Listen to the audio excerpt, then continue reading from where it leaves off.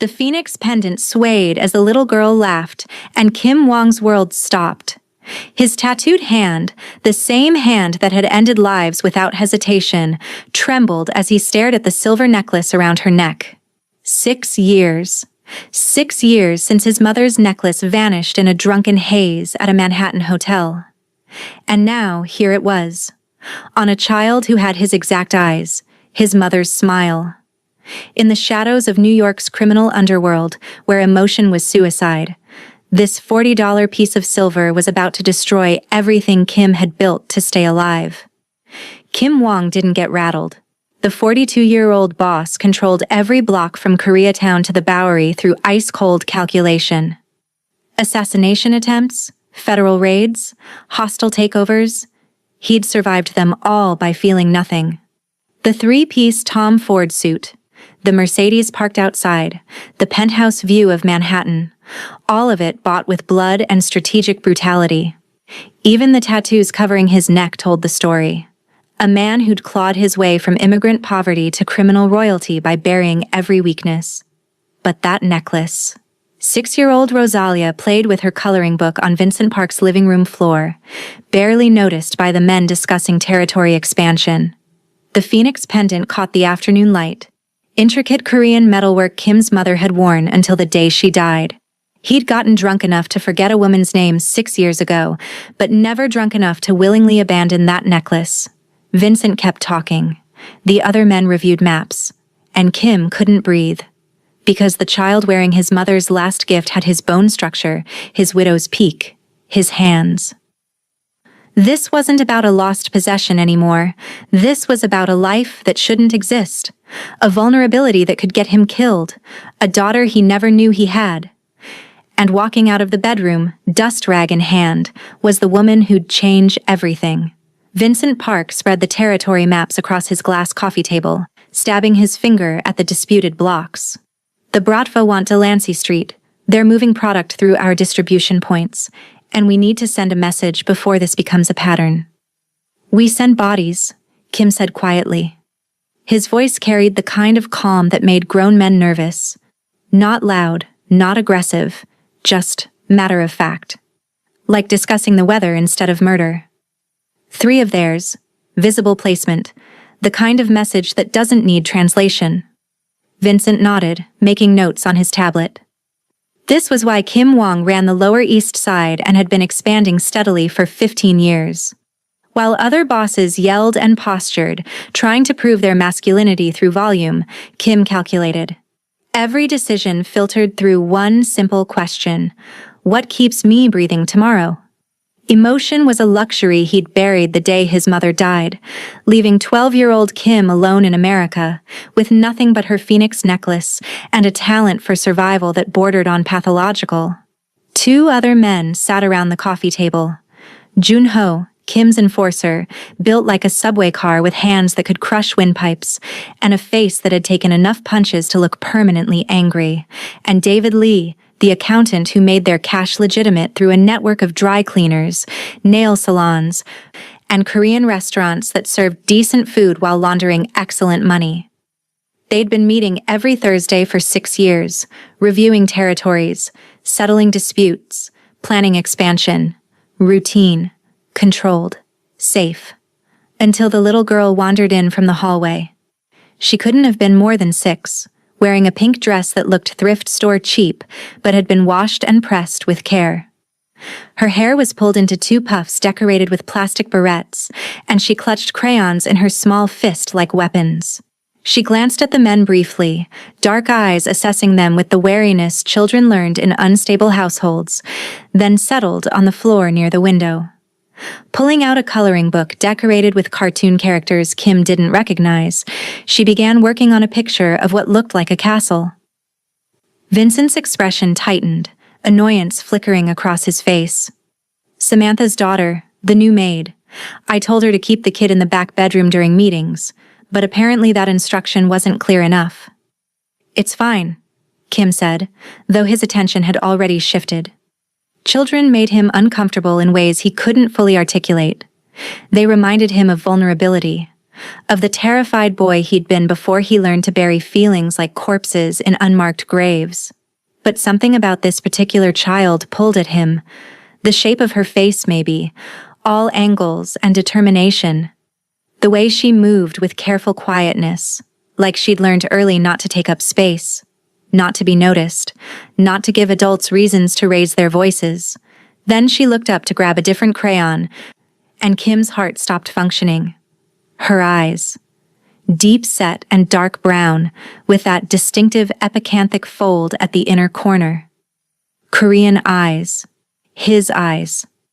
The same eyes that stared back at him from mirrors, from photographs of his mother, from the grandmother he'd never met but had seen in old pictures yellowed with age. But this child's skin was rich brown, her features a blend that shouldn't exist in Vincent's penthouse, in Kim's world, attached to a child he'd never seen before, this exact moment. Junho was talking about the warehouse shipment from Queens. David was reviewing quarterly numbers, pointing at his tablet. Vincent gestured at the territorial maps, explaining why the Bratva's incursion was more serious than typical boundary disputes. And Kim couldn't hear any of it because the little girl had leaned forward to grab a red crayon, and something silver swung from her neck on a delicate chain. The phoenix pendant. His mother's pendant. The one she'd pressed into his palm the night she died in a charity hospital bed, whispering in Korean that it would protect him the way she no longer could. The one he'd worn every single day for 23 years, through street fights and assassination attempts, and one disastrous federal investigation, until that hotel party 6 years ago, when he'd gotten so drunk he could barely remember his own name, let alone the woman in his bed, or where he'd left the necklace the next morning. Kim's hand, halfway to the coffee table to point at something on the map, began to shake. Junho noticed first. Hyung? The Korean honorific felt distant, like it was coming through water. You okay? You look... I'm fine. Kim forced his hand flat against his thigh, pressing until his knuckles went white. Counted to 3, the breathing technique he'd learned after the first assassination attempt, when panic attacks threatened to make him look weak. In through the nose, out through the mouth. Emotions locked in a box where they couldn't get you killed. But his mother's necklace was on this child's neck. His mother's necklace that he'd lost in a drunken stupor 6 years ago. And this child looked 6 years old, and she had his eyes. And the math was brutal and unavoidable, and absolutely fucking impossible. Where did that child get that necklace? His voice came out rough, like he'd swallowed gravel and chased it with battery acid. Vincent blinked, following Kim's gaze. What? The necklace. Around her neck. Where did she get it? The other men followed his stare. The little girl glanced up, her hand moving instinctively to the pendant, fingers closing around it. Protective. Like it mattered to her. Like it meant something beyond simple decoration. I've never noticed it, Vincent admitted, squinting. Samantha's been here a week. The kid comes sometimes after daycare when Samantha can't find a sitter. I don't pay attention to children's jewelry, Hyung. Why would I? Kim stood abruptly, his chair scraping against Vincent's expensive hardwood floor with a sound like fingernails on a chalkboard. The little girl flinched at the noise but didn't run. She watched him with those eyes, his mother's eyes, and something about her stillness spoke of a child used to men's anger, men's unpredictability. Men who moved suddenly and made women cry. The thought made his chest tight in ways he hadn't experienced since his mother's funeral. He crossed the room slowly, deliberately, crouching 3 feet away from her so he wouldn't tower over her small frame. Up close, the resemblance was undeniable. Devastating. The widow's peak at her hairline, exactly like his. The shape of her hands, long fingers that would probably be good for piano or surgery or picking locks. The way she held her mouth when she was thinking, bottom lip caught between her teeth. These weren't coincidences. These were genetics written across her face in permanent ink. What's your name? He asked quietly, keeping his voice gentle despite the chaos tearing through his chest like shrapnel. Rosalia. Her voice was small but clear, brave despite her size, despite the scary tattooed man crouching near her space. That's a pretty name. Pretty necklace too. Can I see it? She hesitated, dark eyes assessing him for threat level. Then she lifted the pendant so it caught the afternoon light streaming through Vincent's floor-to-ceiling windows. The metalwork was unmistakable, a phoenix rising from stylized flames, wings spread in eternal ascent, Korean characters etched along the bottom edge. His mother had commissioned it from a jeweler in Seoul before immigrating to America, before she'd married Kim's father, before everything went wrong. One of a kind. Irreplaceable. Impossible to mistake for anything else. "Where did you get it?" he asked, keeping his tone light, non-threatening. Like he was asking about her favorite color instead of the object that was currently destroying his entire sense of reality. "Mommy gave it to me. She said it was from when I was a baby. From my daddy, she thinks. But she doesn't know for sure." Rosalia's words tumbled out with the honesty children had before life taught them to lie. She doesn't remember much about him, just that he gave her the necklace and said to keep it safe. "Your mommy, is she here now?" Rosalia nodded toward the hallway leading to Vincent's master suite. "She's cleaning Mr. Park's bedroom. She does that a lot. Cleaning people's houses." Kim stood, his movements mechanical, operating on autopilot while his brain tried to process information that refused to make sense. Vincent was watching him with increasing concern, professional mask slipping to show genuine worry. Junho had his hand near his jacket, where Kim knew he kept a knife sheathed against his ribs. David looked confused and uncomfortable, clearly wanting to check his phone but not daring to break the tension. "Vincent," Kim said quietly, using the tone that meant this wasn't a request. "Get the maid. Now." "Hyung, what's going on?" "Get the maid." Not loud, not aggressive, just absolute. "Please." Vincent's jaw tightened, but he stood and walked toward the hallway, footsteps echoing on the hardwood. Kim returned to his position near the window, needing the physical distance from Rosalia while his mind raced through possibilities and implications. He couldn't take his eyes off her. She'd gone back to coloring, seemingly unbothered by the adult tension crackling through the room like electricity before a storm.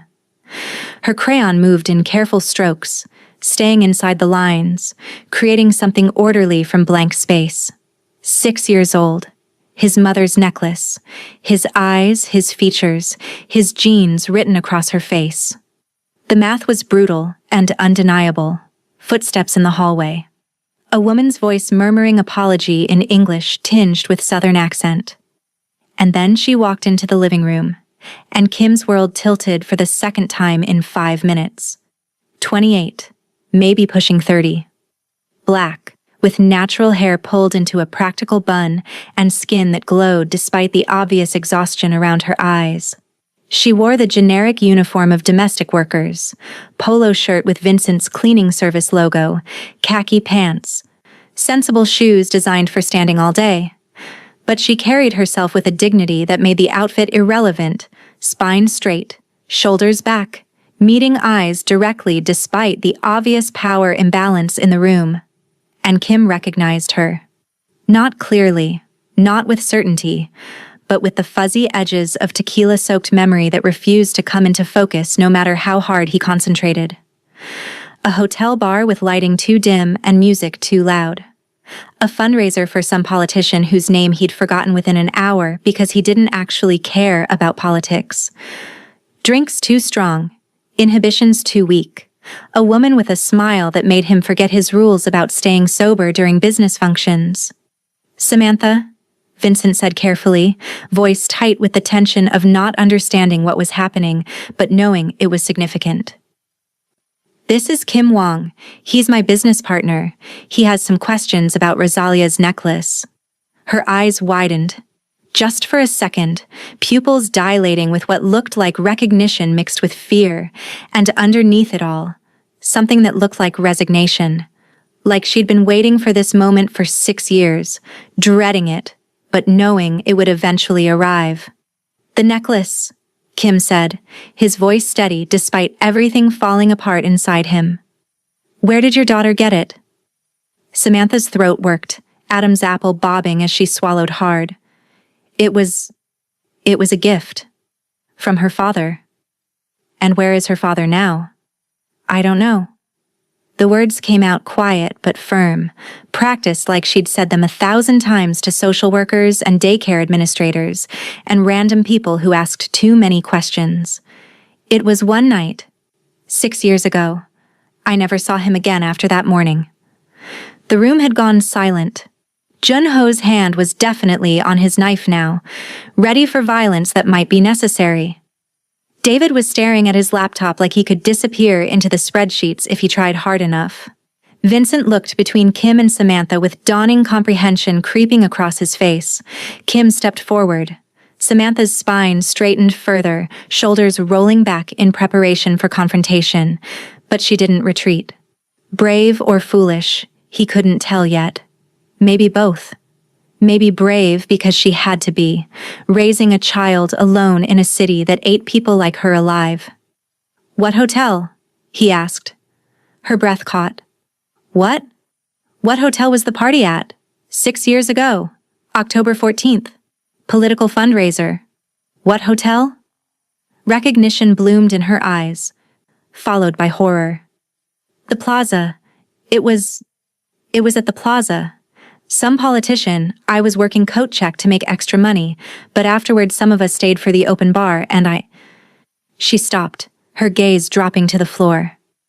Why are you asking me this? How do you know the date? Kim reached up slowly, pulling his collar aside to reveal the tattoo on his neck. A phoenix, wings spread, rising from stylized flames. The same exact design as the pendant around Rosalia's neck.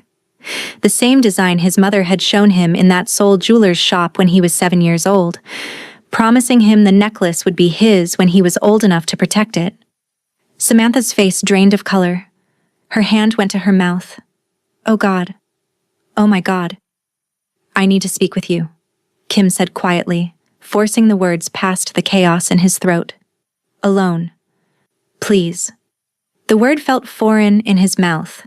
Unfamiliar. Kim Wong didn't say please, didn't ask permission, didn't show vulnerability in front of associates and subordinates. But his mother's necklace was around this child's neck, and that changed absolutely fucking everything. 5 minutes, that's all I'm asking. Before we continue with what happened next in that private conversation, hit that subscribe button. This story is about to take a turn nobody saw coming. We're about to find out the truth about Rosalia, and what happens when a dangerous man discovers he's been a father for 6 years without knowing it. Don't miss what comes next. Samantha's hands wouldn't stop shaking. She followed Kim Wong through Vincent Park's penthouse, past the living room where Rosalia still colored, oblivious to the bomb that had just detonated in her mother's chest, past the expensive furniture and abstract art that cost more than Samantha made in a year, past windows overlooking Manhattan like the whole world belonged to people who could afford this view. They ended up in Vincent's study. Leather chairs worn smooth with age, mahogany desk heavy enough to stop bullets, floor-to-ceiling windows that made her feel exposed. The kind of room that reminded Samantha exactly how far she was from belonging in this world. Kim closed the door. Didn't sit. Just stood near the window with his back to her, shoulders rigid beneath his expensive suit. Samantha counted the seconds, trying to organize her thoughts into something coherent. 6 years. She'd had 6 years to prepare for this moment, and now that it was here, every practiced explanation dissolved into panic. The plaza, Kim said finally, voice flat. October 14th, 6 years ago. You remember the date. Barely anything else, but I remember that. He turned to face her, and away from his associate's scrutiny, his expression was less controlled. Something raw moved beneath the surface like watching tectonic plates shift under skin. I remember a woman at the bar. Black dress that made every man in the room stare. Smile that made me forget why I don't drink at work functions. Everything after the third drink is pieces. fragments. Samantha forced herself to meet his eyes, even though looking at him hurt in ways she couldn't fully articulate. I remember more than you do. Not much more, but enough. We talked about... God, I don't even remember what we talked about. Something that made me laugh, which was rare back then. You were different than the other men there. Quieter, less desperate to impress. You listened when I talked instead of just waiting for your turn to speak. And in the morning, you were gone. The memory still stung, even after 6 years. She'd woken up in a hotel room that cost more than her monthly rent, tangled in sheets that felt like silk, alone except for a necklace on the nightstand and a note written in slightly shaky handwriting for whatever comes next. I thought maybe you'd be in the bathroom or getting coffee, but no, just the necklace and the note. At the time, she'd thought it was romantic in a reckless sort of way. A beautiful stranger, a perfect night, a mysterious gift. She'd worn the necklace every day of her pregnancy, telling herself stories about the man who'd left it. Stories that evaporated when reality hit. Single motherhood, mounting bills, a daughter who needed more than romantic fantasies and fairy tales. I didn't know you were pregnant, Kim said quietly. I didn't know I was pregnant until 6 weeks later. Morning sickness that wouldn't stop. Exhaustion that sleep couldn't fix. A missed period that turned into 2. By then, I had no way to find you. No name, no number, just a necklace and a vague memory of Korean tattoos. She wrapped her arms around herself, suddenly cold despite the warm room. I tried to trace you for about 3 months, used the necklace as a starting point, asked around about Korean men at the fundraiser, but nobody knew anything. Or nobody wanted to tell a black woman looking for a one-night stand who'd gotten her pregnant. Kim's expression flickered. Guilt? Regret? Something else Samantha couldn't read well enough to be sure. That necklace belonged to my mother, he said quietly. She gave it to me the night before she died. It's the only thing I had left of her, the only connection to who I was before this life. Korean metalwork, one of a kind, commissioned from a jeweler in Seoul. I wore it for 23 years and never took it off. Until that night. I'm sorry. The words felt inadequate, too small for the weight they carried. I didn't know. Rosalia's worn it since she was a baby. It's the only thing I could give her of her father's, the only proof he existed at all. Don't apologize. Kim moved to the desk, braced his hands against it like he needed the support. If anyone should apologize, it's me. Getting drunk enough to black out. Leaving without a word. Not even asking your name before. He stopped, jaw tightening. You said her name is Rosalia? Rosalia Dudley. She just turned 6 in August. August 3rd. 6. He said it like he was testing the weight of the number, like trying to understand 6 years of life he'd missed. And she's been... what? Healthy? Happy? Has she had a good life? The question caught Samantha off guard. Of all the things a dangerous man might ask about a surprised daughter, she hadn't expected happy. Hadn't expected him to care about quality of life over just biological fact. Yeah, she's good. Smart as hell. Funny when she trusts you. Quiet around strangers, but a firecracker once she feels safe. Loves drawing, hates vegetables, asks approximately 10,000 questions a day. She's perfect. Something crossed Kim's face that might have been longing, might have been grief. Does she know about me? About her father? She knows I don't know where you are, that I've never known. She's asked questions over the years, and I've told her the truth, that her father and I had one night together, and I never saw him again. That I don't think it was his fault. That sometimes life just happens that way. She's never asked for more than that. Never seemed to need more. Kids are resilient like that. Until they're not. Kim looked at her directly for the first time since they'd entered the study. His eyes held the same careful blankness Rosalia sometimes wore when other kids asked about her dad. A shield, a survival mechanism. Armor built from necessity. I'm going to ask you a question, and I need you to answer honestly. What do you want from this? From me? I don't want anything. I didn't come here looking for you. I didn't even know you existed in this context until 5 minutes ago. But now you do. Now you know I'm... He gestured vaguely at himself, at the expensive suit and visible tattoos, and controlled violence humming beneath his surface. Whatever I am. Businessman with flexible ethics. Criminal. Dangerous man. Pick your terminology. What exactly is your line of work? She needed to know, needed to understand what she was potentially bringing into Rosalia's life. Nothing legal. Everything profitable. I control territory from Koreatown to the Lower East Side. Protection, distribution, gambling, some legitimate businesses that wash the illegal money. I've killed people who threatened my operations. I'll probably kill more before I'm done. He said it matter-of-factly, like discussing quarterly earnings instead of murder. That's who your daughter's father is. That's what you're dealing with. Samantha had suspected as much.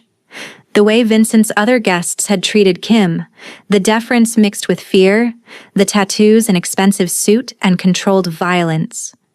She'd worked enough wealthy households to recognize dangerous men. So what now? Do we just pretend this never happened? You go back to your criminal empire. I go back to cleaning houses. Rosalia never knows? Can we? The question held no sarcasm, just genuine curiosity. You've seen me now. You know what that necklace means. Your daughter has my eyes, my face, my genetic code written across her like a signature. Even if I walked away right now, even if I paid you to disappear, do you think this stays secret? Fear clutched Samantha's throat. Are we in danger? From you or from... Not from me. Never from me.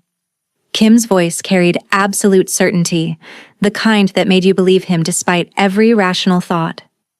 But the people I work with, the people who work against me, if they find out I have a daughter, they'll use her.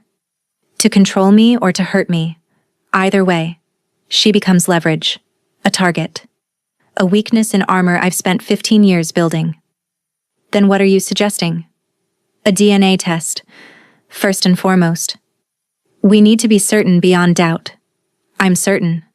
I need to be certain. He softened slightly. I'm not questioning you. I'm protecting us both. If the test confirms what we both suspect, then we figure out next steps. How to keep you and Rosalia safe. How to be in her life, if that's something you'd allow. If that's something that wouldn't put her in more danger than it's worth. Samantha studied him. He stood like a man preparing for battle, shoulders back, hands loose at his sides, ready to fight or flee. But his eyes betrayed him. They kept drifting toward the door, toward the living room where Rosalia was still coloring, completely unaware that her entire world had just shifted on its axis. If you hurt her, Samantha said quietly, I don't care how dangerous you are. I don't care how many people you've killed. I'll find a way to make you pay. I'll dedicate my life to it if I have to. Kim's lips twitched, almost a smile, almost respect. I believe you. And I deserve it. So we do a test. Then what? Then we see if science confirms what my gut already knows. He pushed off from the desk, straightened his jacket with practiced precision. I have a doctor on retainer. Discreet, fast, accurate. No questions asked, no records that could surface later. We can do the test today if you're willing. Results in 48 hours, maybe less if I push. And if the test says yes? If Rosalia is yours beyond doubt? Kim was quiet for a long moment, staring at the Manhattan skyline like it held answers. Then I have a daughter, and I figure out how to be a father without getting her killed. Because the world I live in doesn't forgive weakness, and children are the ultimate weakness. The honesty in his voice surprised her. Samantha had expected denial, maybe anger, possibly an offer of money to disappear and never contact him again. She hadn't expected this raw acknowledgement of inadequacy, this visible fear of failure. You've never wanted children? Never thought I'd live long enough for it to matter.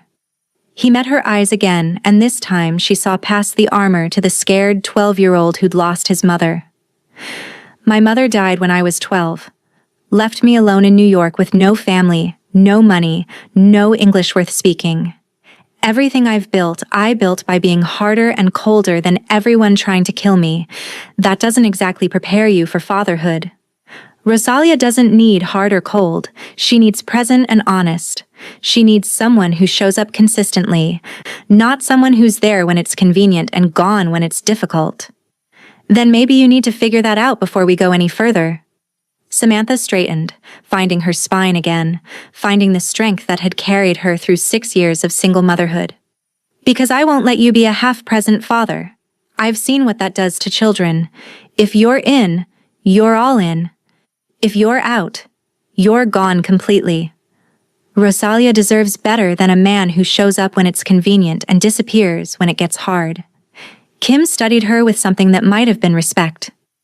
You're braver than you look. I'm a single black mother raising a biracial daughter in New York while working 3 jobs to keep us housed and fed. Brave isn't a choice, it's a requirement. It's what you do when the alternative is giving up. Before Kim could respond, Vincent's voice called from the hallway. Hyung, you've got a call. Says it's urgent. Kim's expression shuddered immediately, vulnerability disappearing behind practiced blankness like a stage curtain dropping. Give me 2 minutes. He turned to Samantha, pulling a business card from his inner pocket. Plain white cardstock, just a phone number embossed in black ink. No name, no company, no identifying information. Call this number tomorrow morning at 9. My doctor will answer. She'll set up the test, handle everything discreetly. And after? After, we deal with whatever comes next. He paused at the door, hand on the knob, looking back at her with an expression she couldn't quite read. Can I say goodbye to her? To Rosalia? Before I leave? Samantha nodded, following him back to the living room. Rosalia had finished her picture, a house with a family of 3 stick figures standing in front, holding hands. Father, mother, daughter.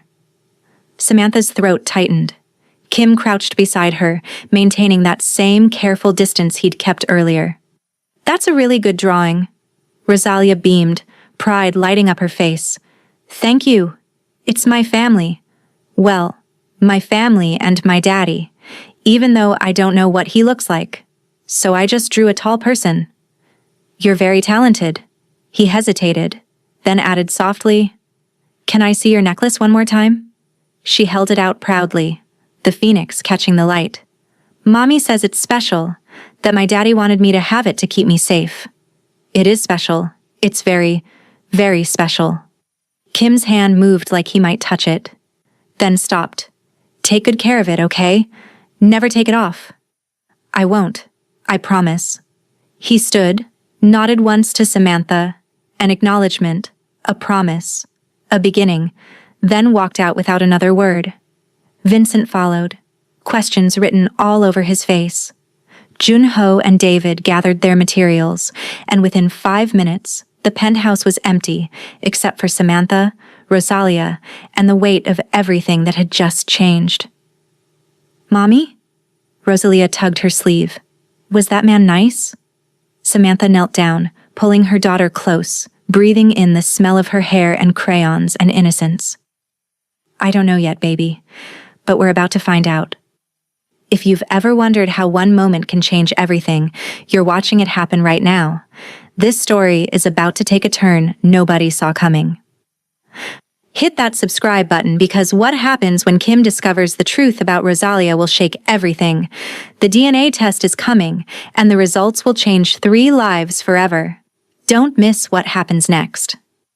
Dr. Raymond Smith worked out of a private clinic in Midtown, the kind of place where discretion was more valuable than insurance coverage. Kim had used her services before. Gunshot wounds treated off the books, medical records that never saw official systems, talk screens that disappeared before police could subpoena them.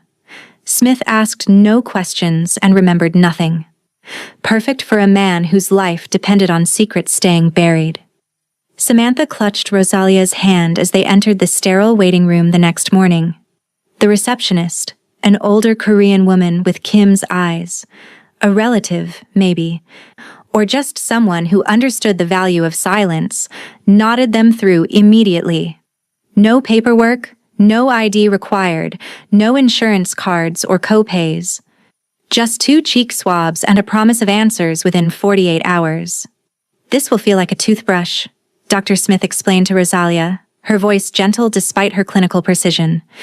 She was younger than Samantha expected, maybe early 40s, with steady hands and kind eyes. "Just rub the inside of your cheek for a few seconds. Can you do that for me?" Rosalia nodded solemnly. She'd been quiet since they left the apartment, processing in that way 6-year-olds do, absorbing everything, understanding nothing, but sensing that something important was happening. The swab came back clean, cells collected. Smith sealed it in a tube marked only with a number, no names attached. Kim arrived as they were finishing, slipping through a side entrance that avoided the main waiting room entirely. He'd changed into jeans and a leather jacket, looking less corporate boss and more street enforcer.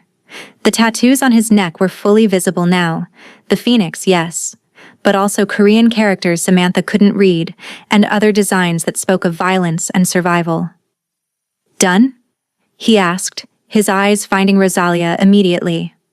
Smith nodded. "Results by Friday morning. Earlier if I push the lab." "Push them." Kim's voice left no room for negotiation. "And Dr. Smith? This doesn't exist. No records, no paper trail, nothing that could surface later." "Understood." She'd clearly heard this before. "Send them to you first, then Ms. Dudley?" "Yes. Nobody else sees the results. Not even your office staff." They left through different exits. Kim through the side door, Samantha and Rosalia through the front. On the street, Samantha felt exposed. Like every person passing by could see the chaos unraveling inside her. She'd spent 6 years building a life for her and Rosalia.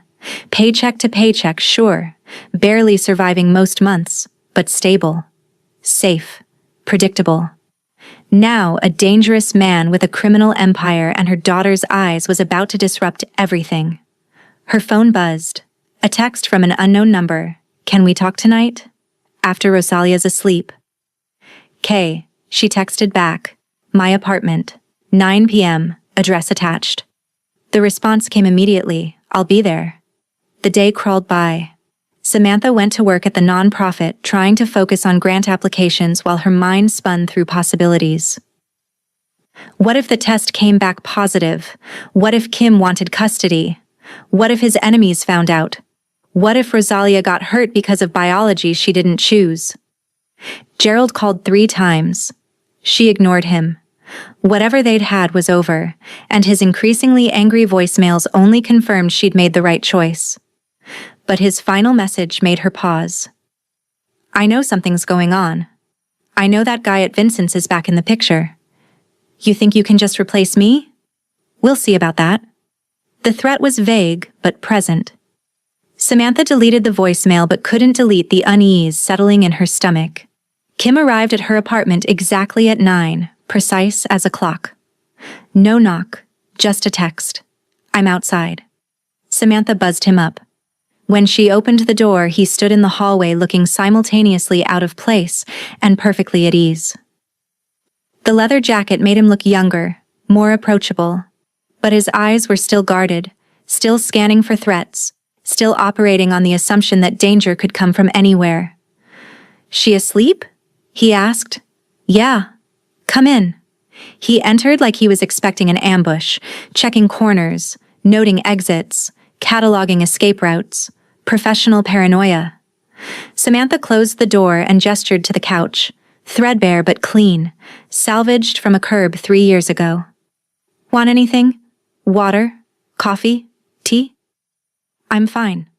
He sat on the edge of the cushion, clearly uncomfortable in the small space. "Your boyfriend left in a hurry earlier. Saw him storming out of the building around 7.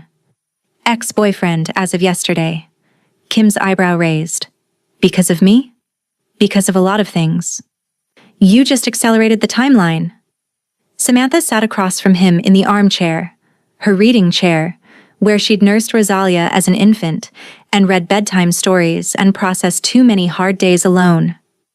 He asked about the necklace, got aggressive when I wouldn't explain.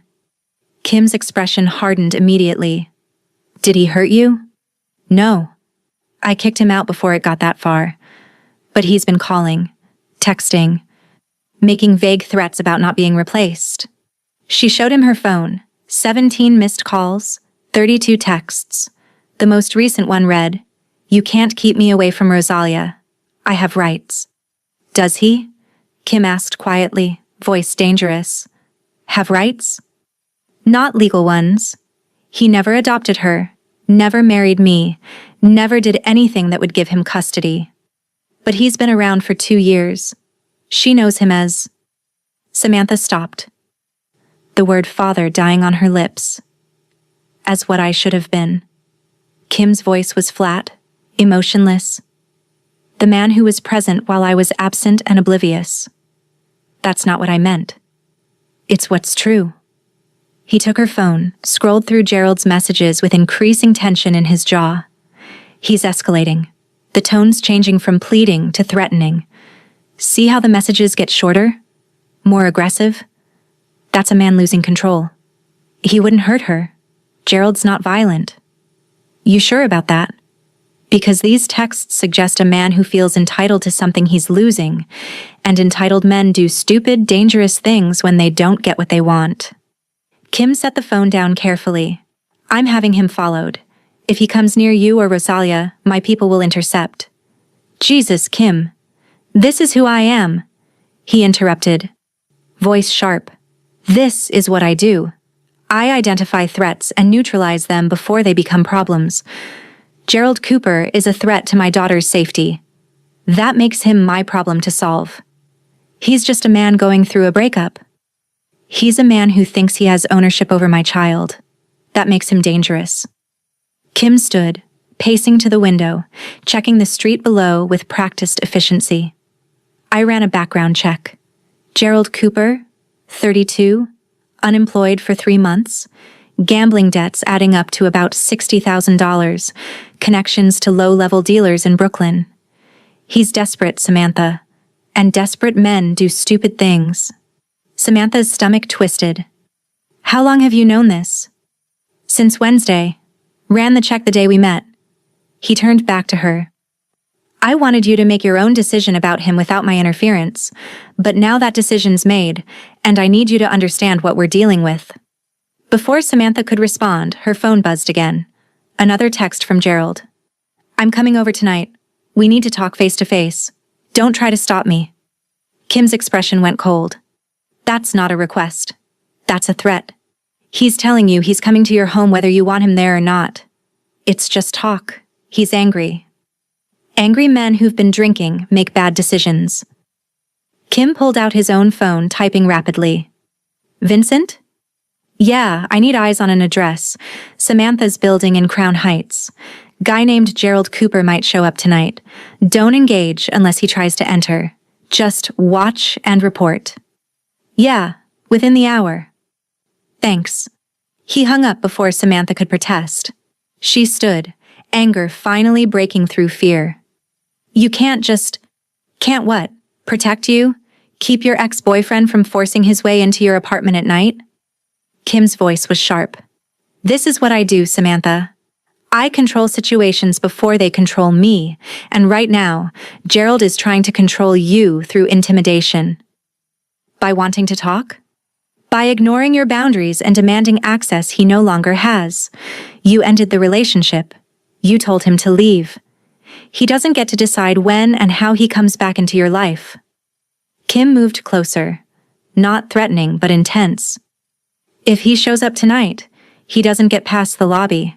My people will redirect him, firmly but non-violently, unless he tries to force entry, in which case they'll stop him by whatever means necessary. I don't want him hurt. Then he better not try anything stupid, because I won't let anyone threaten you or Rosalia. Not him, not anyone. The conviction in his voice should have scared her. Instead, it felt oddly reassuring. Samantha had spent 6 years protecting Rosalia alone, making every decision solo, handling every crisis without backup. The idea of someone else sharing that burden, someone with resources and ruthlessness, was tempting despite its dangers. "What happens if the test comes back positive?" she asked quietly. "If you're really her father?" Kim was silent for a long moment, staring at the cheap prints on her walls like they held answers. "Then everything changes. For all of us. I'll have enemies who'll see her as leverage. Allies who'll use her to bind me tighter to their interests. Every person in my world will know I have a weakness, and weaknesses get exploited." "So you're saying we'd be in danger?" "I'm saying you're already in danger. The moment I walked into Vincent's penthouse and saw that necklace, the moment your ex-boyfriend noticed something was different, you became part of my world whether you want to be or not." He met her eyes. "The question isn't whether there's danger. The question is whether I can protect you from it. And can you? I've kept myself alive for 30 years in a world designed to kill me. I've survived assassination attempts, federal investigations, gang wars, and hostile takeovers. I know how to protect what's mine." He paused. "If the test comes back positive, if Rosalia is my daughter, then she's mine. And I protect what's mine." The possessive phrasing should have angered her. Instead, it settled something in Samantha's chest. She'd been alone for so long, fighting so hard, that the idea of someone else taking up the burden felt like oxygen after drowning. "The results come back Friday," she said. "Friday," Kim confirmed. 48 hours, then we know for certain, and we figure out what comes next." He left shortly after, slipping back into the night like smoke. Samantha locked the door behind him, checked on Rosalia twice to make sure she was still breathing, still safe, still whole. Then sat in the dark living room until dawn, wondering what Friday's test results would bring. Her phone stayed silent. Gerald never showed up. Whatever Kim's people had done worked, because when morning came, there were no new texts. No angry voicemails, no pounding on her door at midnight. Just silence, and waiting. And the weight of knowing that in 48 hours, everything would change. The DNA test had been sent to the lab. Science was working its magic, comparing genetic markers, confirming or denying what Kim's gut and Samantha's heart already knew. Rosalia was his daughter. The math was undeniable. The resemblance was unmistakable. The necklace was proof written in silver and Korean characters. But they needed the test to make it official, to make it real, to force them both to deal with the reality they'd been avoiding since the moment Kim saw that phoenix pendant catching light around a 6-year-old's neck. Friday couldn't come fast enough, and simultaneously, Samantha wished it would never arrive. The DNA results arrived Friday morning at 8:47 a.m. via encrypted email. Samantha stared at her phone screen in the bathroom, hand shaking so badly she almost dropped it into the sink. 3 lines of text that changed everything. Probability of paternity. 99.9% Kim Wong is the biological father of Rosalia Dudley. Dr. Raymond Smith, MD. Her phone rang immediately, Kim's number flashing across the screen. "You saw the results?" His voice was careful, controlled, but she could hear something underneath. Tension, maybe fear, possibly relief. "Yeah." Silence stretched between them, heavy with implications. What did you say when science confirmed that a drunken mistake had created a human being? When a powerful criminal's genetics lived in your 6-year-old daughter's DNA? When every certainty about your life had just been rewritten in biological code? "I'm coming over," Kim said finally. "We need to talk, in person. Figure out what this means." "Rosalia's at daycare until 3. "Good. That gives us time." He paused, and when he spoke again, his voice was different. Softer. "Samantha, this changes things. For all of us. Everything we've built separately. We need to rebuild together now. I know. I'll be there in 30 minutes. He arrived in 25, looking less composed than usual.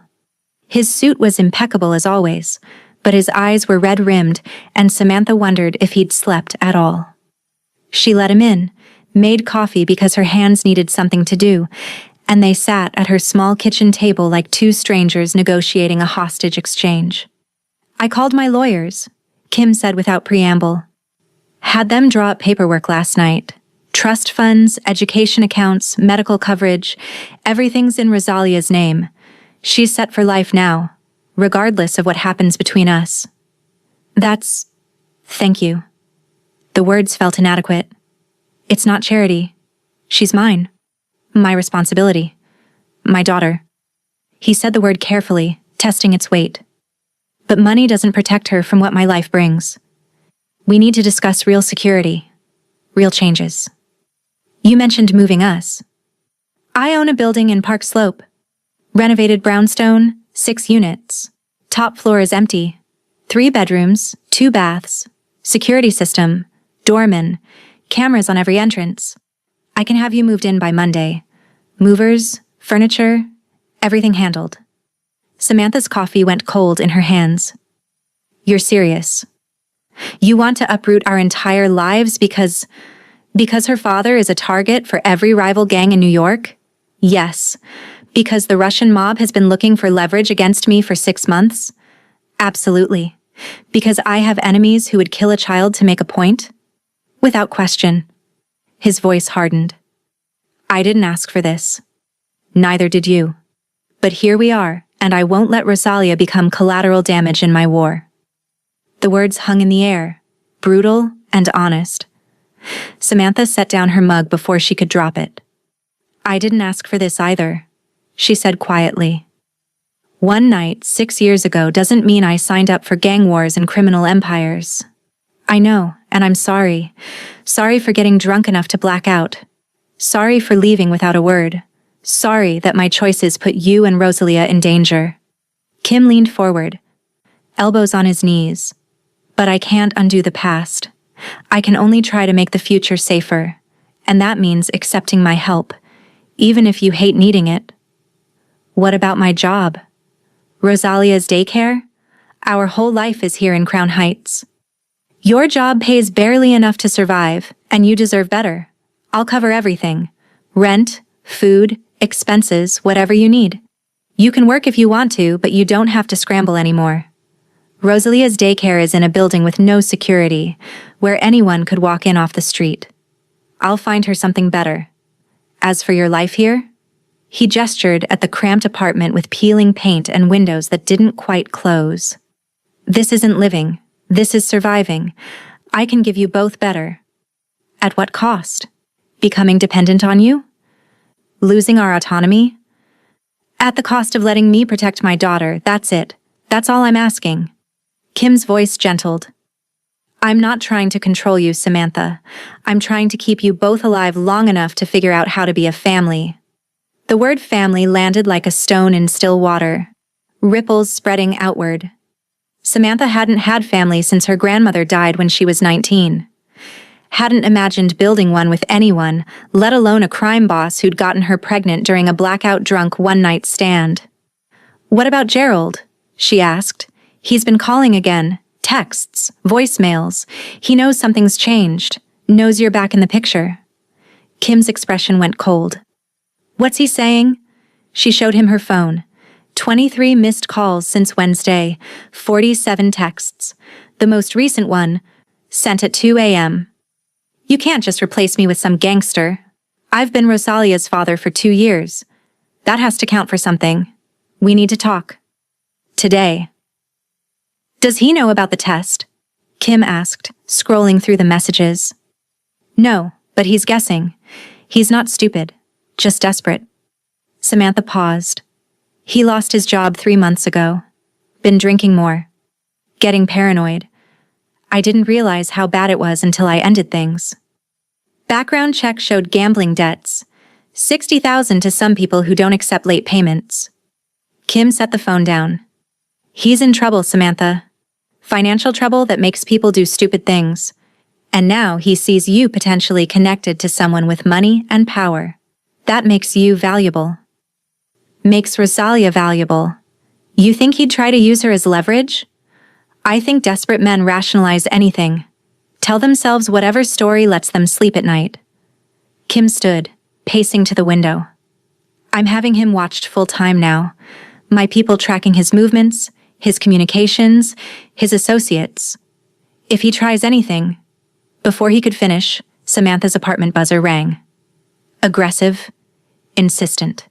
3 long buzzes followed by pounding on the building's front door hard enough to hear from 3 floors up. Kim was at the window instantly.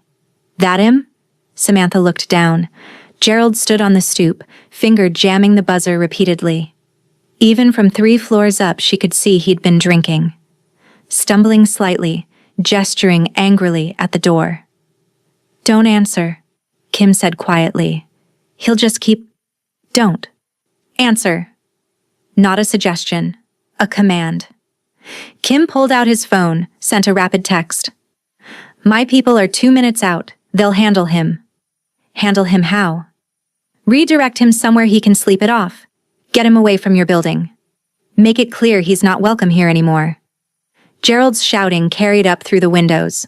Samantha, I know you're up there. We need to talk about this. You can't just cut me out. Neighbors were starting to notice. Old Mrs. Logan from 2B poked her head out, annoyed. The bodega owner across the street watched with interest. This was exactly the kind of scene Samantha had spent 6 years avoiding. Drama, attention, anything that made them memorable. A black SUV pulled up. 2 men got out. Vincent's people. Samantha recognized one from the penthouse. They approached Gerald with professional calm, speaking too quietly for Samantha to hear. Gerald tried to push past them. One man caught his arm, not roughly, just firmly. Guided him toward the SUV with the kind of efficiency that spoke of practice. They're taking him where? Samantha asked. Somewhere safe. Somewhere he can sober up. They'll make sure he understands that showing up drunk at your apartment at 9 in the morning isn't acceptable. Kim watched until the SUV pulled away, Gerald visible through the tinted windows, gesturing wildly. He's not going to stop, Samantha, not unless we make him. Make him how? Kim turned from the window. I can make him leave New York, permanently, give him money, a ticket to somewhere warm, a fresh start. All he has to do is sign away his parental rights and never contact you again. You're talking about paying him to disappear. I'm talking about solving a problem before it becomes dangerous. Kim moved closer. Gerald's drowning. In debt, in alcohol, in delusion about what he means to Rosalia. Men who are drowning pull others down with them. I won't let him pull you or my daughter down. She'll ask about him. Wonder where he went. And you'll tell her the truth. That he chose to leave. That he wasn't the man she needed him to be. Kim's voice was firm. Kids are resilient. They recover from loss. What they don't recover from is being used as bargaining chips in adult conflicts. Samantha sank into her chair, exhaustion crashing over her. This is happening too fast. 3 days ago, I had a job and an apartment and a routine. Now you're talking about moving us, paying off my ex-boyfriend, reconstructing our entire lives. 3 days ago, you didn't know your daughter's father was alive and looking for her. Now you do. And with that knowledge comes responsibility. Protection. Change. Kim crouched beside her chair, bringing them eye level. I'm not trying to take over your life. I'm trying to save it. There's a difference. Is there? Because from here, it looks like you're making all the decisions. Then make one. Right now. Do you want my help or not? Do you want me and Rosalia's life or not? Do you trust me enough to let me protect you both? He didn't blink. Didn't soften. Because if the answer is no, I'll walk away. Set up the trust fund. Maintain distance. Be the father who sends checks but never shows up. But if the answer is yes, if you're willing to try this, then we do it properly. Security, relocation, the full commitment. Samantha looked at him, this dangerous man with her daughter's eyes, offering salvation that came with strings she couldn't fully see yet. But Gerald was spiraling. Her apartment had peeling paint and drafty windows. Her job barely covered rent. She'd been surviving, not living, and Rosalia deserved better. "Yes," she said quietly, "but we do this together. Partners, not you making all the calls." Kim nodded slowly. "Partners. I can work with that. And Gerald? I'll handle Gerald. You handle Rosalia. Tell her we're moving, that it's an upgrade, that good things are happening." He stood, offering his hand. "We start Monday. Movers, new apartment, fresh start. But first, we tell her together. Tonight. That I'm her father and I'm not going anywhere." Samantha took his hand, let him pull her up. "She's going to have questions." "Kids always do. We'll answer them honestly." Kim squeezed her hand once, then let go. "We're doing this.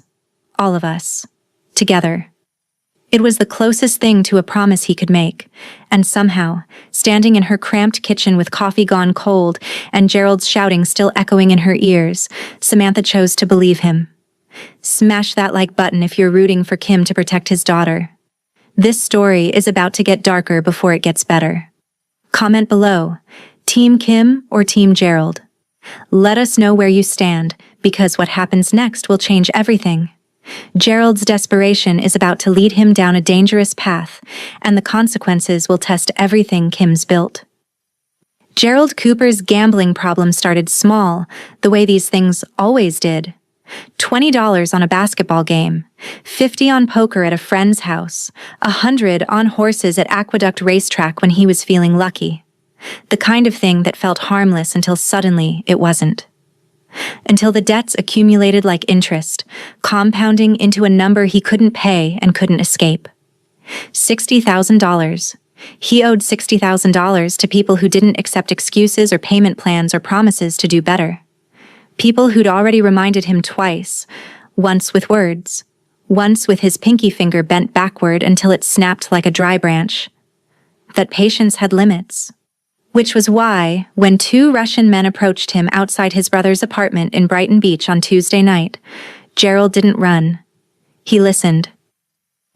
"You have woman with child," the larger one said, his accent thick enough to cut. His smile was absent, his eyes dead. "Child of Kim Wong, yes?" Gerald's mouth went dry. His broken pinky throbbed in remembered pain. "I don't know what you're talking about." "Don't lie. We watch. We see. We know everything." The man pulled out a photo. Rosalia leaving daycare. Her phoenix necklace catching sunlight. Little girl with Korean face and black skin. Only one man in New York fits that description. "What do you want?" Gerald's voice came out smaller than he intended. The second man, smaller but with eyes like a shark, flat, emotionless, eternally hungry, stepped closer. "We want leverage. Kim Wong took our territory on Delancey Street, pushed us out of distribution networks we built for 5 years. We take his daughter, we get our territory back. Simple business." "No." Gerald backed against the wall, brick rough against his shoulders. "I'm not helping you hurt a kid, I'm not that desperate." "Who said hurt?" Shark Eyes smiled, showing too many teeth. "We borrow. For a few days. Convince Kim Wong to return what he stole. Then we give her back. Nobody gets hurt. Child goes home. Everyone wins. You're insane. We're practical. And you?" The large man held up a folder, pages visible inside. "You owe Dmitry Volkov $60,000. Plus interest accumulating daily. That's $83,000 now. You have this money?" Gerald didn't answer. Couldn't answer. The number was impossible. A mountain he'd never climb. "Didn't think so." Shark Eyes leaned against the wall beside him, casual as neighbors discussing weather. "But we can make it disappear. All of it. Debts erased like they never existed. Plus 200,000 cash. All you do is help us get the child for a few days. Take her from daycare, bring her to us, then disappear. Start over somewhere warm. Colombia maybe. Argentina. Somewhere Dimitri's accountants never find you. I can't." "You can. You know the mother. You know the schedule. You're trusted. The daycare lets you pick up the child, yes? You've done it before? The large man's smile was cold, reptilian. And if you refuse? Well, Dimitri doesn't like bad debts.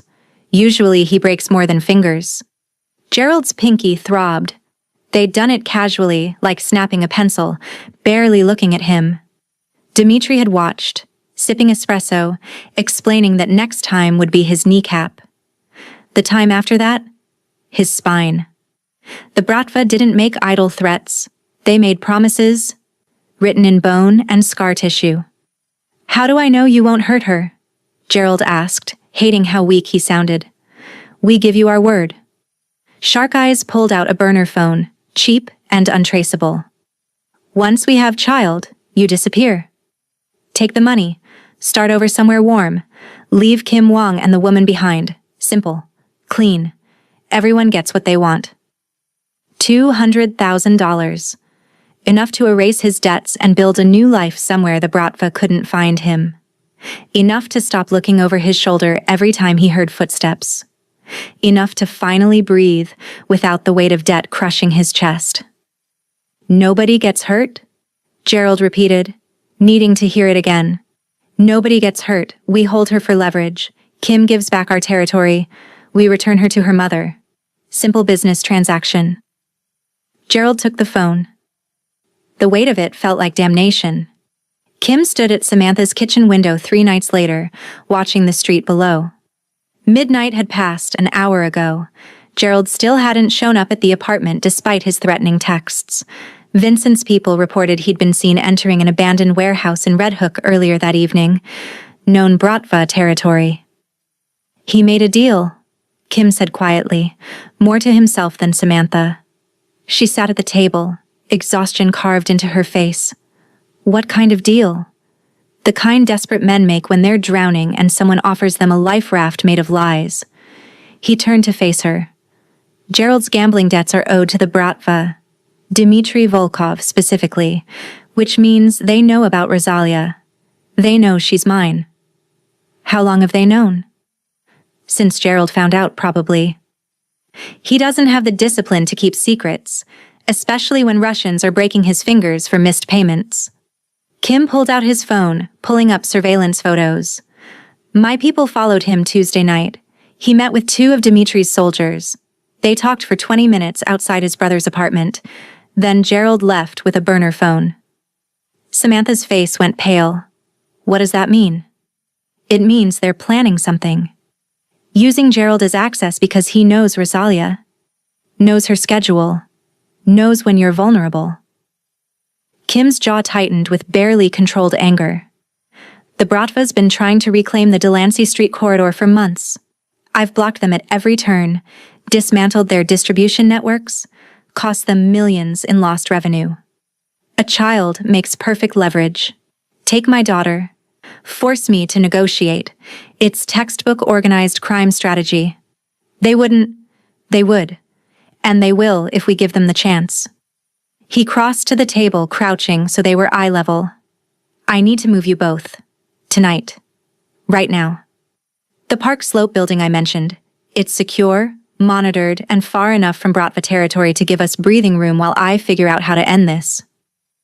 What about my job? My things? We can't just... I'll have people pack your apartment tomorrow. Your job? He paused, choosing words carefully. Vincent's wife runs a nonprofit, cultural arts program for immigrant families. She's been looking for an administrator with grant writing experience, better pay, better hours, and you work for someone I trust. Someone who won't ask questions when security becomes necessary. You're reorganizing my entire life. I'm keeping you and Rosalia alive. Kim's voice was firm. Gerald's working with people who don't bluff, who don't make empty threats, who see children as tools, not humans. If they decide to take Rosalia, they'll do it efficiently and without remorse. And then I'll have to negotiate for my daughter's life while trying not to destroy everything I've built. Samantha was quiet for a long moment, processing. Then she nodded slowly. Okay. Okay. You're right.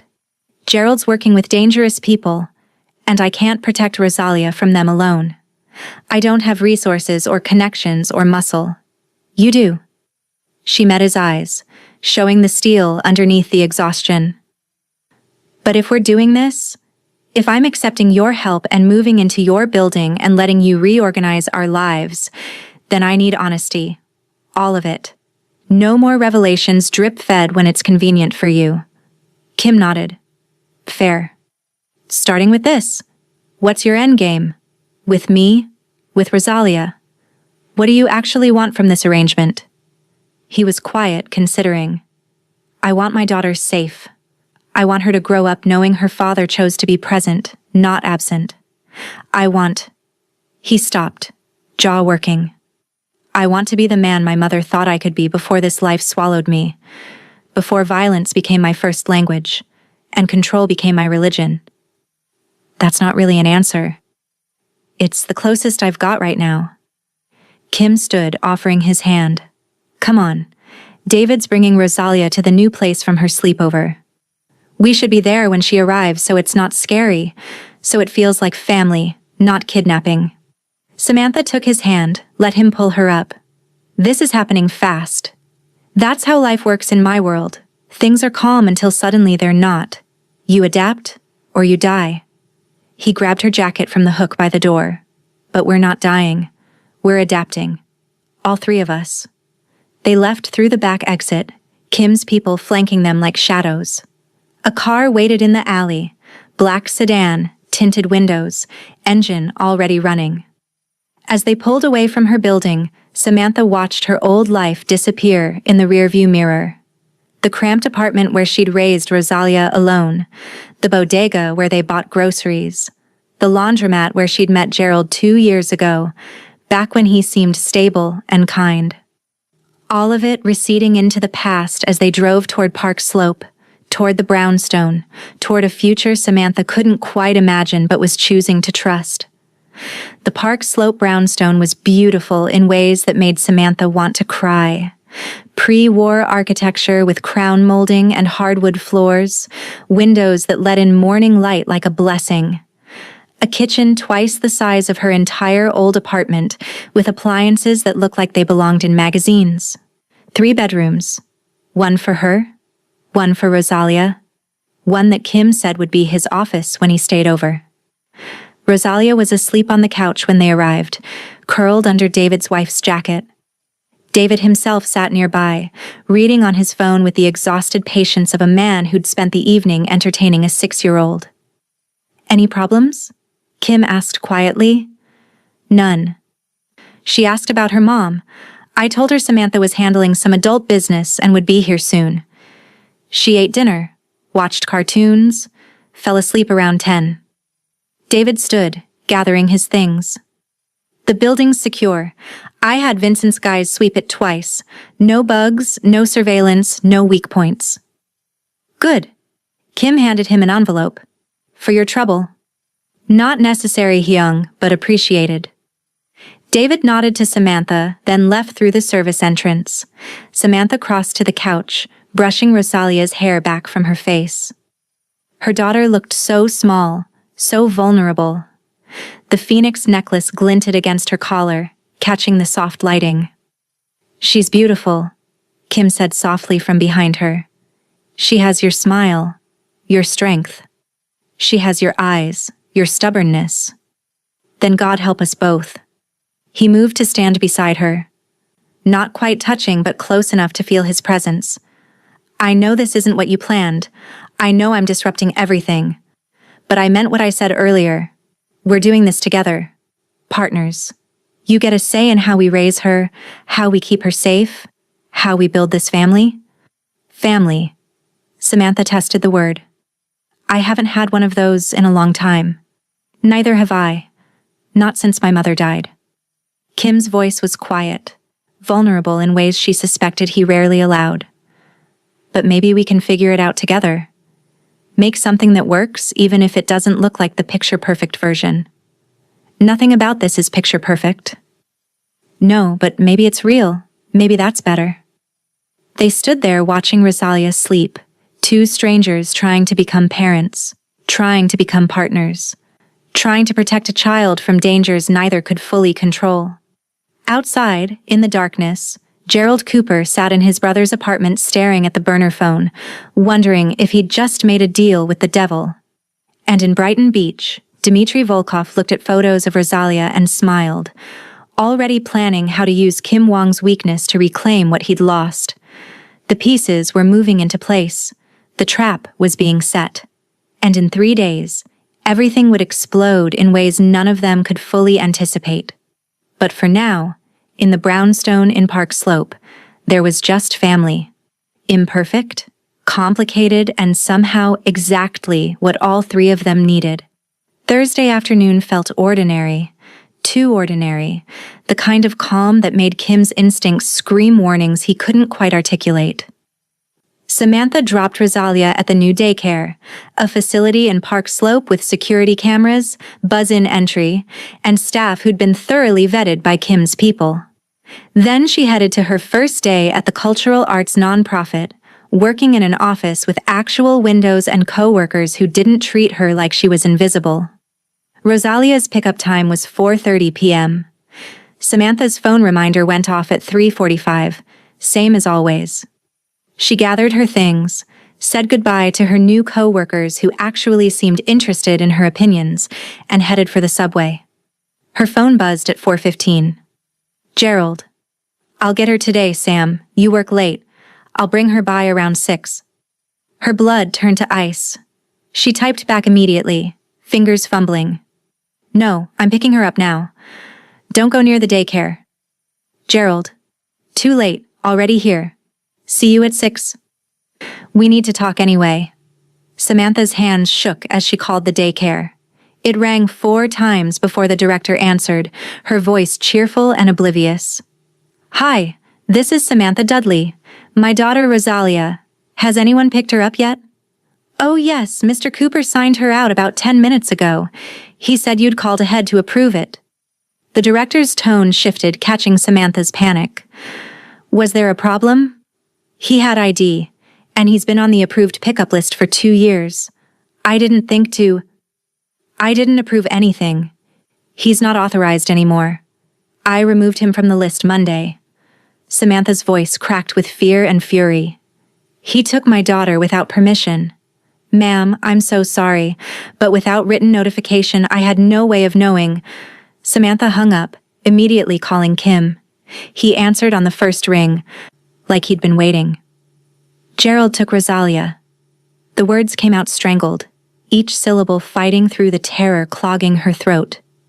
He picked her up from daycare 10 minutes ago. He's not answering my calls. Silence, heavy and dangerous. Then Kim's voice, cold as winter and sharp as broken glass. Where are you? 43rd and 9th, heading to the subway. Stay there. Vincent's sending a car. Don't move. Don't try to find her yourself. The line went dead. Samantha stood on the corner, terror clawing up her throat. She tried Gerald again. Voicemail. Again. Voicemail. She texted, Where are you? Where's Rosalia? No response. Nothing. Just the terrible silence of a phone that wasn't being answered because the person holding it didn't want to be found. A black sedan pulled up 3 minutes later. Jun-ho at the wheel, his expression grim as death. Get in. Samantha slid into the back seat, her body moving on autopilot while her mind screamed. Where's Kim? Already moving. He wants you at the brownstone where it's secure. We're tracking Gerald's phone now. Jun-ho pulled into traffic with aggressive precision. He's in Red Hook, the warehouse district. Red Hook? Why would he? Realization hit like cold water. The Bratva. Yeah. Jun-ho's jaw tightened. We're mobilizing now. Every soldier, every favor Kim's owed, every resource we have. We'll get her back. Will she be okay? Will they hurt her? The question came out small, childlike, the voice of a mother facing every parent's nightmare. Jun-ho was quiet for too long. Kim won't let that happen. It wasn't an answer. It was a prayer. Gerald's hands wouldn't stop shaking. Rosalia sat beside him in the back seat of Dimitri's car, clutching her backpack and looking confused, but not yet scared. The driver, one of Shark Eyes' associates, navigated Brooklyn streets with practiced efficiency, heading toward Red Hook. "Where are we going?" Rosalia asked for the third time, her voice still trusting because she knew Gerald had let him read her bedtime stories and fix her snacks. "Just on an adventure. Like I said." Gerald's voice sounded hollow even to his own ears. "Your mom will meet us soon." "But she always picks me up." "Why didn't she come today?" "She's working late. It's fine. Everything's fine." Nothing was fine. The moment Gerald had seen Rosalia waiting at the daycare, smiling at him with trust he didn't deserve, he'd wanted to back out, wanted to grab her hand and run. Tell Dimitri and Shark Eyes to fuck themselves, accept whatever consequences came from breaking a deal with the Bratva. But Shark Eyes had been watching from across the street, and Dimitri's men were waiting at the warehouse, and the gambling debts were real, and the broken finger was real, and the threat of worse violence was real. So Gerald had signed her out, had buckled her into the car seat they'd provided, had let himself believe the lies Shark Eyes had told him. Nobody gets hurt. Just leverage. A few days, then she goes home. They pulled up to the abandoned building in Red Hook 20 minutes later. Rusted metal walls, broken windows, graffiti covering every surface like urban camouflage. The driver parked in back, where trees blocked the view from the street. "Come on," Gerald said, unbuckling Rosalia with hands that wouldn't stop trembling. "I don't like it here." Her voice was smaller now, fear creeping in at the edges. "I want Mommy. Soon, I promise." The lie tasted like ash and broken glass. Shark Eyes met them at the loading dock, his smile showing too many teeth. "Good. Very good. Boss is pleased." "Where's my money?" Gerald tried to sound firm, tried to sound like a man in control instead of a coward selling a child. "Inside, once we confirm." They entered through a side door. The warehouse interior was gutted, empty except for old pallets and the smell of rust and decay, and something darker Gerald didn't want to name. Dmitri Volkov sat in a folding chair near the back office, flanked by 6 men with guns visible on their hips. "Ah," Dmitri said, smiling. His accent was less thick than his soldiers. His suit expensive, his hands clean. "The little princess. Come here, darling." Rosalia pressed against Gerald's leg, her hand finding the phoenix necklace at her throat. "I want my mommy. Soon, soon. First, we make a phone call to your daddy." Dmitri pulled out his phone, already dialing. "Gerald, you've done well. Your money." Shark Eyes handed Gerald a duffel bag. He opened it with shaking hands. Cash. Stacks of it. More money than he'd ever seen in one place. "Now go," Dmitri said, his voice pleasant but carrying an edge that made Gerald's survival instincts scream. "Before Kim Wong's people find you here." Gerald looked at Rosalia. She stared back, confusion shifting to fear as understanding dawned in her 6-year-old mind. "Gerald, what's happening?" "I'm sorry," he whispered. Then he ran. He made it to the door before guilt stopped him, turned back. "You promised she wouldn't be hurt." "She won't be. Unless her father is stupid." Dimitri's smile was cold, reptilian. "Now leave, or become collateral damage yourself." Gerald ran. Down the loading dock, through the alley, into the street. He ran until his lungs burned and his legs gave out. Then he crouched behind a dumpster and vomited, the duffel bag heavy with blood money beside him. Inside the warehouse, Rosalia started crying. Dmitri dialed Kim's number and waited, already savoring the sound of a powerful man brought to his knees. Kim's phone rang at 6:17 p.m. "Unknown number," he answered immediately. "Kim Wong." Dimitri's voice was cheerful, performatively pleasant. "We have something of yours. If you hurt her." "Hurt her? Why would we hurt her? She's valuable. Leverage." "Yes? You took our Delancey Street territory 6 months ago. We take your daughter. Fair trade, I think." Kim's vision went red. Vincent, sitting across from him in the war room, watched with concern. Junho was already pulling up maps of Red Hook. David was on the phone with their NYPD contact, What do you want? Kim forced his voice steady despite the rage and terror tearing through his chest. Simple. Give back our territory. All of it. Transfer complete by tomorrow midnight. Then we return the child. Easy, yes? And if I refuse? Then... Dmitri paused for dramatic effect. Accidents happen. Children are fragile. Would be terrible if something went wrong. Kim closed his eyes, breathing through the violent screaming in his blood. I need proof she's alive. Of course. Rustling sounds. Then Rosalia's voice, small and terrified. Daddy? The word punched through Kim like a bullet. She'd never called him that before, barely knew him. But in her fear, she'd reached for the only parent she could name. I'm coming, Rosalia. His voice cracked despite his best efforts. I'm coming right now. You're going to be okay. Daddy, I'm scared. Dimitri's voice returned. Touching. You have until tomorrow midnight. After that? Silence. Well, we'll see. The line went dead. Kim stood, his expression carved from stone. Vincent, get everyone, every soldier, every enforcer, every person who owes us a favor. I want that warehouse surrounded within the hour. Hyung, if we go in hard, they might kill her if we don't. Kim's voice was ice and fury. Find Gerald first. I want to know exactly how they got her, who helped, what the plan was. Junho was already out the door. David pulled up building blueprints on his laptop. Vincent made calls, his voice rapid-fire Korean. And Kim stood in the center of the chaos, every carefully constructed wall crumbling as fear, real, visceral, parental fear, consumed him. Samantha burst into the war room 30 minutes later, escorted by Vincent's people. Where is she? Red Hook, Bratva Warehouse. Kim met her eyes, and for the first time since they'd met, he let her see past the armor to the terrified man underneath. We're going in at 2 a.m. We plan, we execute, we bring her home. Why wait? They have her now. Because we do this smart, or we get her killed.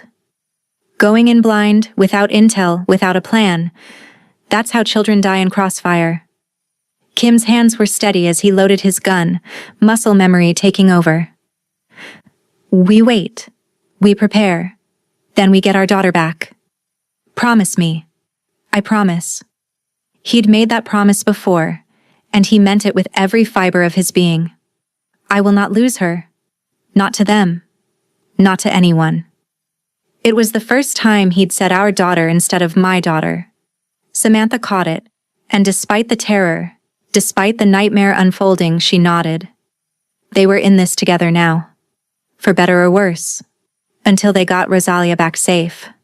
Or until Kim burned the entire Bratva operation to the ground trying. The war room in Kim's fourth-floor apartment looked like a military operation. Maps spread across the dining table showing every entrance, exit, and sightline. Surveillance photos tacked to walls. Weapons laid out with surgical precision. Guns, knives, body armor, flashbangs. Vincent coordinated with their NYPD contacts, ensuring patrol cars would be conveniently absent from Red Hook tonight.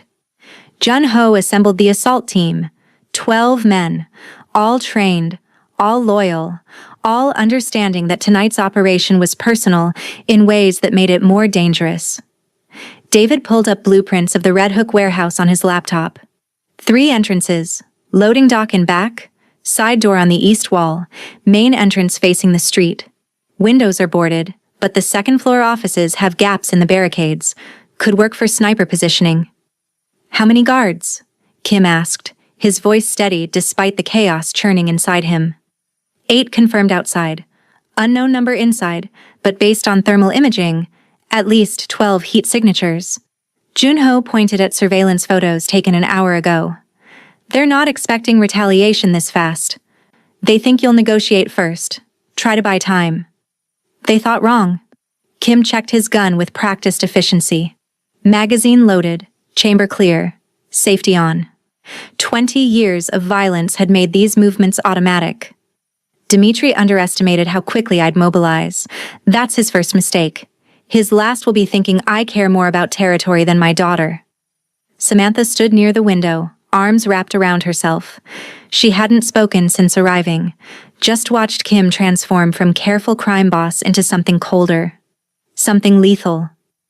The man who'd read Rosalia bedtime stories had disappeared, replaced by the enforcer who'd built an empire on calculated brutality. "You should stay here," Kim said quietly, moving to stand beside her. "She's my daughter. Which is why you need to stay safe. If this goes wrong..." He stopped, jaw tightening. "If I don't make it back, Rosalia needs her mother." "It won't go wrong." Samantha turned to face him, and Kim saw steel underneath the fear. "You promised you'd bring her home. I'm holding you to that. I keep my promises." Kim touched her hand briefly, a moment of connection before violence. "When this is over, when she's safe, we'll figure out how to be a family. But first, I have to do what I'm good at, which is destroying people who threaten what's mine." At 1:30 a.m. they moved. 4 vehicles left the Park Slope brownstone in different directions, converging on Red Hook from separate angles. Kim rode with Junho and 2 others, weapons checked and loaded, comms units tested. Vincent coordinated from a surveillance van 2 blocks away, monitoring police scanners and thermal cameras. David managed communications, ready to alert them if NYPD got wind of the operation despite their arrangements. The warehouse loomed dark against the night sky. A few lights flickered inside, but mostly it was shadows and rust and the smell of industrial decay.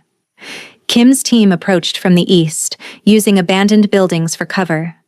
Vincent's team took the loading dock. Junho's men positioned themselves at the main entrance, waiting for Kim's signal. "All units in position." Vincent's voice crackled through the comm. "Copy," Kim said, his heart hammering despite his controlled exterior. "On my mark. 3, 2, 1, go."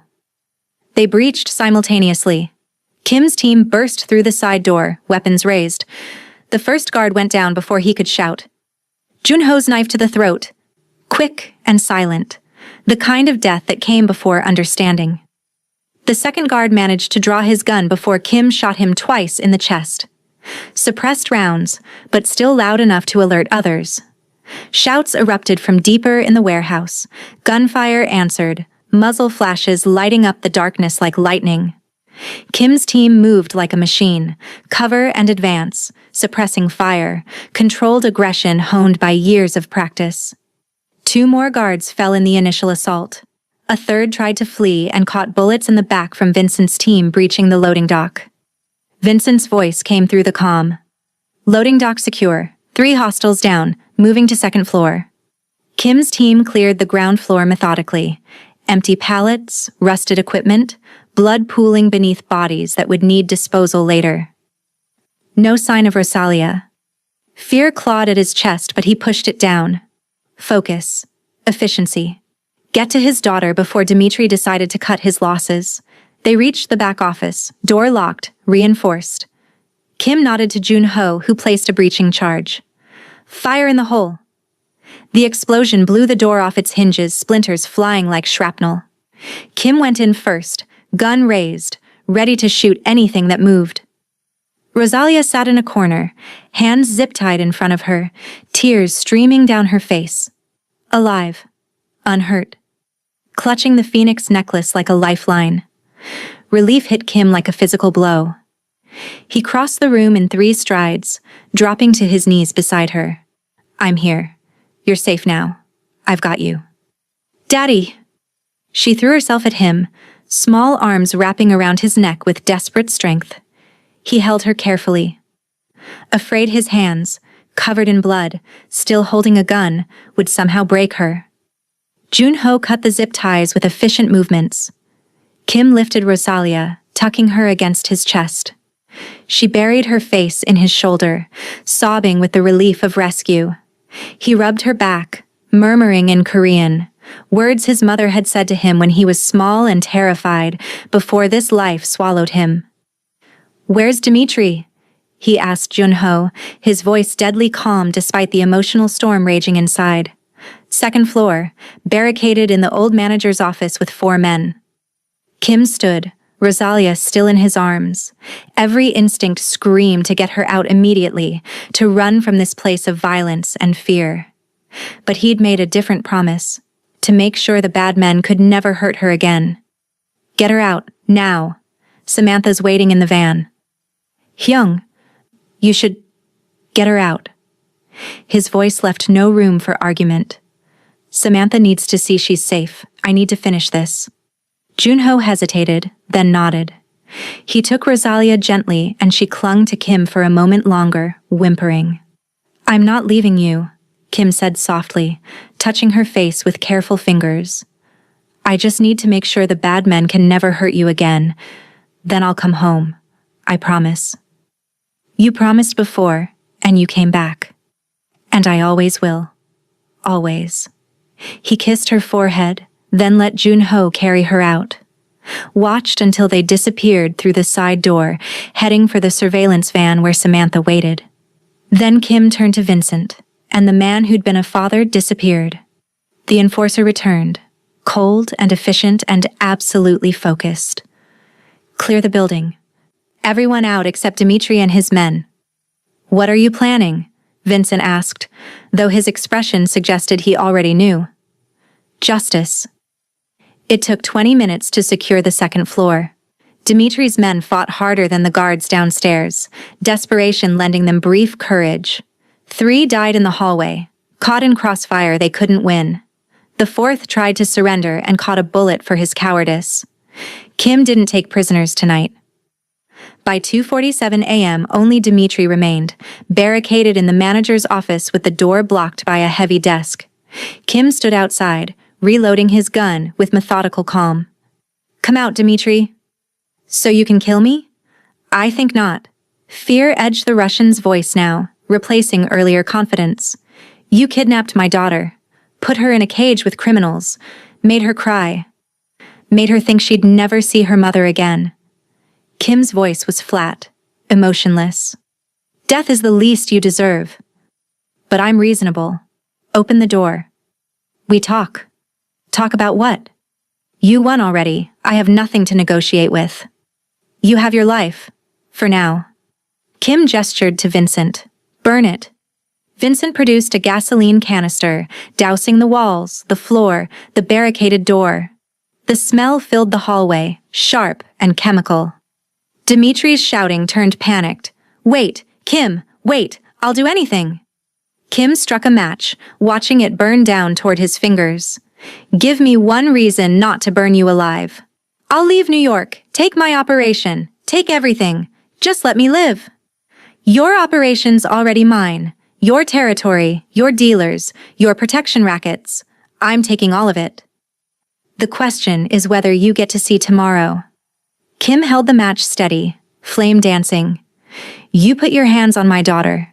You made her afraid. You used a 6-year-old child as leverage in your pathetic attempt to reclaim territory you lost because you're weak. For that, I should burn you alive and piss on the ashes. Please. Dimitri's voice cracked with genuine terror. I didn't hurt her. She's fine. She's traumatized. She'll have nightmares for months. She'll flinch at strangers. That's hurt, Dimitri. That's damage you caused because you thought a child was acceptable collateral in your war with me. Kim dropped the match. The gasoline ignited instantly. Flames raced up the walls, across the floor, consuming everything. Dimitri screamed, the desk scraping as he tried desperately to move it. Too heavy, too slow. Smoke poured into the office through gaps around the door. Kim watched for exactly 10 seconds, letting Dimitri feel what terror truly meant. Then he nodded to Vincent. Put it out. Vincent doused the flames with a fire extinguisher, chemical foam covering everything. The door burst open. Dimitri stumbled out, coughing violently, skin blistered from heat. He collapsed at Kim's feet, broken and begging. Your operation is done, Kim said quietly, crouching beside him. Your dealers work for me now. Your territory is mine. Your men answer to me. You get to live because my daughter might ask about you someday, and I won't start our relationship by lying. But if I ever see you in New York again, if I ever hear you even thought about coming back, I'll finish what I started tonight. Understood? Dimitri nodded frantically, tears mixing with soot on his face. Good. Kim stood, gesturing to Vincent. Get him out of my sight. Put him on a plane to Moscow. Make sure he understands the consequences of returning. They left Dimitri alive but destroyed, stripped of power and reputation. By dawn, every Bratva operation in New York would know what happened to people who touched Kim Wong's family. By next week, Dimitri would be halfway to Russia, tail between his legs, lucky to be breathing. Kim emerged from the warehouse as sunrise painted the sky pink and gold. His team was already dispersing, bodies disposed of, evidence cleaned. No police would ask questions. No investigation would follow. In Kim's world, these things happened and then they didn't. Samantha stood beside the van, Rosalia asleep in her arms. She looked up as Kim approached, and her expression held questions she didn't voice. He was covered in blood. Some his from a graze across his ribs, mostly others. His hands shook slightly from adrenaline crash. But his daughter was safe. Is it over? Samantha asked. It's over. Kim reached out slowly, touching Rosalia's hair with gentle fingers. All of it. Dimitri's alive but broken. His operations dismantled. Gerald's being handled. No one will threaten her again. All of it? All of it. He met Samantha's eyes, letting her see the truth. I'm not a good man, Samantha. I'm not going to pretend tonight was anything but brutal. But I keep my promises. And I promise to get her back. Samantha shifted Rosalia's weight, freeing one arm to reach for Kim's hand. Thank you.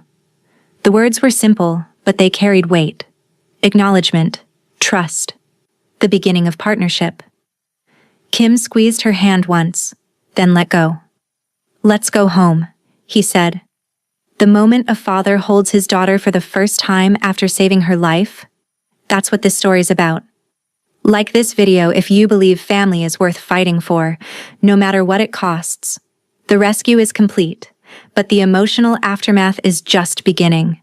Keep watching to see how this family rebuilds after violence threatened to tear them apart. Gerald Cooper made it through TSA screening at JFK before Kim's men intercepted him.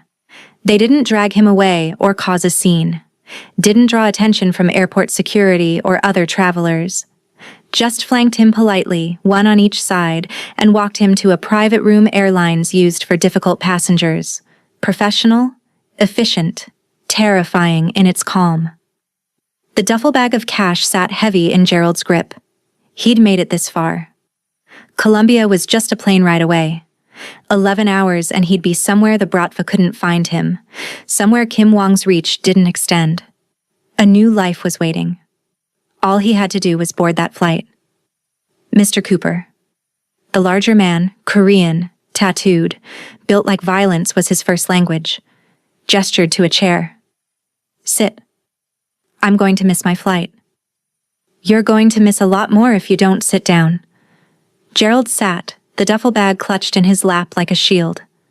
The door opened. Kim entered, still wearing clothes stained with what Gerald desperately hoped wasn't blood. His expression was blank, emotionless, somehow worse than anger would have been. You put my daughter in a cage with Russian mobsters, Kim said quietly, his voice carrying the weight of absolute judgment. For $200,000. I didn't know they'd... You knew exactly what they'd do, you just didn't care. Kim sat across from Gerald, elbows on his knees, close enough that Gerald could see the exhaustion and rage warring beneath his controlled exterior. They threatened her, made her cry, made her think she'd never see her mother again. 6 years old, Gerald. She's 6 fucking years old. I'm sorry, I didn't think... Sorry doesn't fix trauma. Sorry doesn't erase nightmares. Sorry doesn't give Rosalia back the sense of safety you stole when you sold her to gangsters. Kim leaned forward, and Gerald pressed back against his chair, animal instinct recognizing predator. Here's what's going to happen. You're getting on that flight to Colombia. You're going to disappear. You're never coming back to New York. Never contacting Samantha. Never trying to see Rosalia. If you do, if I even hear you thought about it, My people will find you. And when they do, I'll make Dimitri's end look merciful. Gerald's hand shook around the duffel bag straps. I just wanted to pay off my debts. Start over. I didn't mean for her to get hurt. You sold a child to pay gambling debts. Whatever your intentions, your actions speak louder. Kim stood, looking down at Gerald like he was something scraped off a shoe. My lawyers have already filed paperwork terminating your parental rights. Samantha signed this morning. You're legally dead to Rosalia now. Keep it that way. She'll ask about me, wonder where I went. And Samantha will tell her the truth, that you chose money over her safety. That you sold her to gangsters for profit. That you're not worth remembering. Kim moved to the door, then paused. You're alive because Rosalia might someday ask what happened to you. I won't start our relationship with lies. But if you make me regret this mercy, I'll correct my mistake personally. Understood? Gerald nodded, throat too tight for words. Kim left without another word. His men stayed long enough to ensure Gerald boarded the flight, then disappeared into the airport crowd like ghosts. By the time Gerald landed in Bogota 12 hours later, every trace of his existence in New York had been erased. Apartment emptied, lease terminated, employment records scrubbed from databases, bank accounts drained except for the $200,000 in cash he'd been paid. He'd wanted to disappear. Kim had just helped him do it permanently. Samantha sat on the brownstone's couch 3 days after the rescue, watching Rosalia sleep for what felt like the 100th time. She'd been doing this constantly, checking every few hours to confirm her daughter was still breathing, still safe, still whole. The nightmares had started the second night. Rosalia waking up screaming, convinced the bad men were coming back. Samantha would hold her, rock her, promise everything was okay now. But was it? Kim had been true to his word about distance. He checked in twice daily, morning text asking how Rosalia was doing, evening call to coordinate security and discuss therapy options.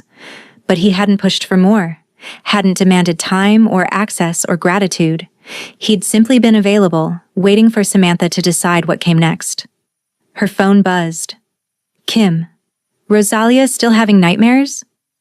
Samantha, every night. I made an appointment with a child therapist who specializes in trauma. Dr. Kirk. First session tomorrow. Kim. Good. I'll cover the cost. Whatever she needs, however long it takes. Samantha stared at the text, then typed, Do you want to see her? 3 dots appeared. Disappeared. Appeared again. Finally. Only if she wants to see me. Samantha. She asks about you. About her daddy who saved her. Kim. I'm not sure I deserve that title yet. Samantha. You rescued her from kidnappers, dismantled an entire gang operation to keep her safe. I think you've earned it. Kim. Rescuing isn't the same as parenting.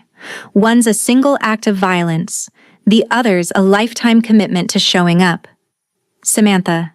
Then come learn. Come show up. We need to figure out how this works, how we do this together. The dots disappeared for a full minute. Then, when? Samantha. Tomorrow. Dinner. 6 p.m. I'll cook. We'll sit at a table like a family and figure out what that means. Kim. You don't have to. Samantha. I know, but I want to. We need to figure out how to be partners in this, how to raise her together despite everything that's happened. Kim. Together. I like that word more than I probably should. Samantha smiled despite herself. See you tomorrow at 6. Kim arrived at 5:55 p.m. the next evening carrying grocery bags like an offering. Samantha opened the door to find him looking almost nervous, a startling expression on a man who'd dismantled a rival gang operation 3 days ago. I brought ingredients, he said. Wasn't sure what you were making. Figured I'd cover options. You didn't have to do that. I wanted to contribute, help. Be useful in ways that don't involve violence. He stepped inside, glancing around like he'd never seen the apartment before. Where's Rosalia? Her room. She's been quiet today. Therapist says that's normal.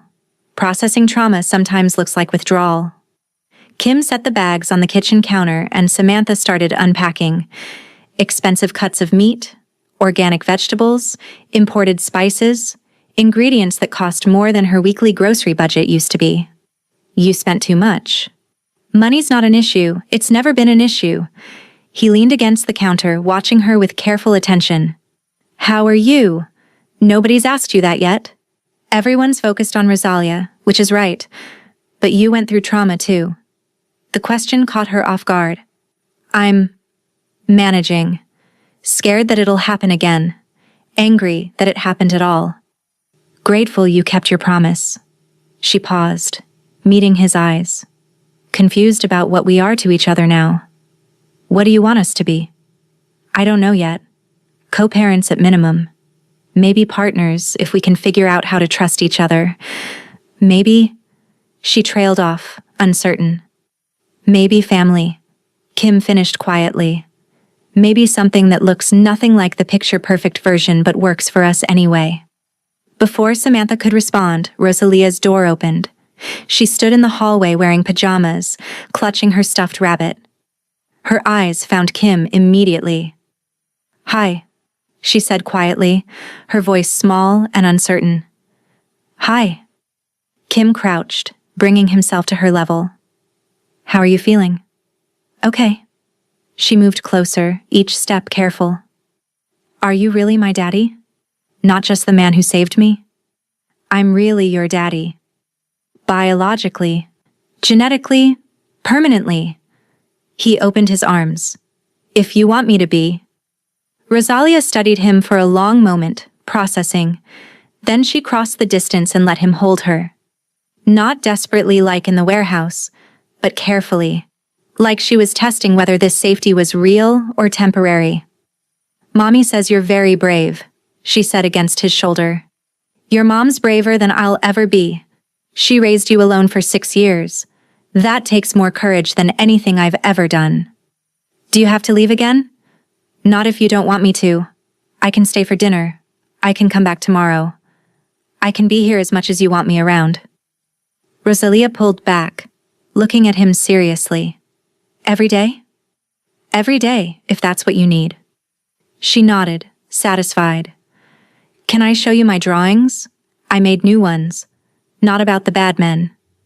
About phoenixes and families and things that make me feel safe. Kim's expression softened in ways Samantha had never seen before. I'd love that more than anything. She took his hand, small fingers wrapping around his scarred knuckles, and led him to her room. Samantha watched them go, throat tight with emotions she couldn't name. This wasn't how she'd imagined her life.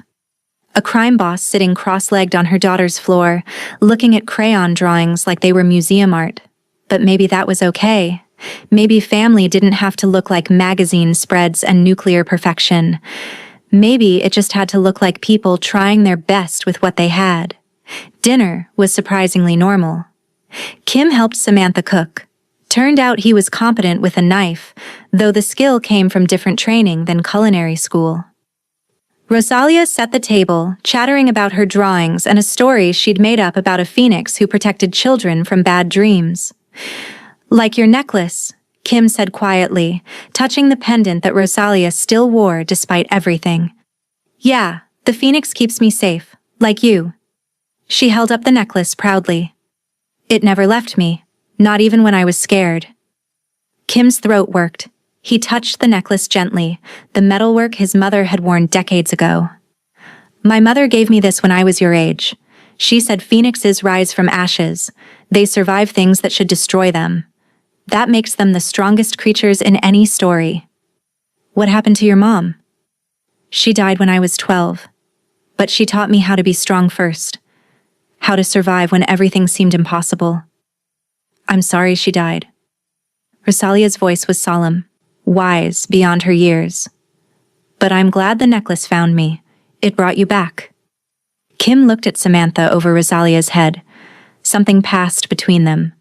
Understanding, maybe. Possibility. The beginning of something neither had planned, but both were willing to try. After dinner, Kim read Rosalia 2 chapters of her current book. When she fell asleep, he carried her to bed, tucked her in with the same careful attention Samantha had seen him use with weapons and strategy, precision applied to gentleness. They stood in the doorway watching her sleep. Kim's voice was barely a whisper. "Thank you." "For what?" "For letting me try. For not writing me off as just another criminal who'd hurt more than help." He turned to face her. "I know what I am, what I do. But with her, I want to be better. Being better is a choice you make every day, not a destination you reach. I'm not good at daily choices. I'm good at strategic planning and long-term goals." "Then plan to be the father she deserves. One day at a time, one choice at a time." Samantha moved closer. "I'm not asking you to be perfect, Kim. I'm asking you to be present, to choose her consistently even when it's hard. What if I fail? What if I'm not capable of being what she needs? Then you try again tomorrow. That's how parenting works. You show up, you do your best, you apologize when you mess up, and you try again." Kim was quiet for a long moment. "I can do that. Show up, try, be present." He pulled a small box from his pocket. "I had this made for her." Samantha opened it. Inside was a silver bracelet, delicate chain with a small phoenix charm. Rosalia's name engraved on the back. "For her," Kim explained, matching the necklace. "Thought she might want something new that's just from me. Not inherited or found or connected to trauma. Just a gift from her father." Samantha's eyes burned with tears she wouldn't shed. "She'll love it. And this." He pulled out a second box. Another bracelet, slightly different design, but same phoenix charm. "For you, if you want it. No pressure, just... I thought we're all connected now. All phoenixes rising from our respective ashes. Might as well have matching armor." Samantha took the bracelet, running her thumb over the metalwork. It was beautiful. Thoughtful. The most genuine gift anyone had given her in years. "This is perfect." "I'm not good with words. Figured jewelry was safer." She laughed, the sound surprising both of them. "You're doing better than you think." They stood in Rosalia's doorway until she stirred, murmuring in her sleep. Kim stepped back, giving her space. "I should go. Let you both rest." "Kim?" Samantha caught his arm. "Tomorrow. Same time?" He smiled, genuine, unguarded, almost hopeful. "I'll be here." And he was.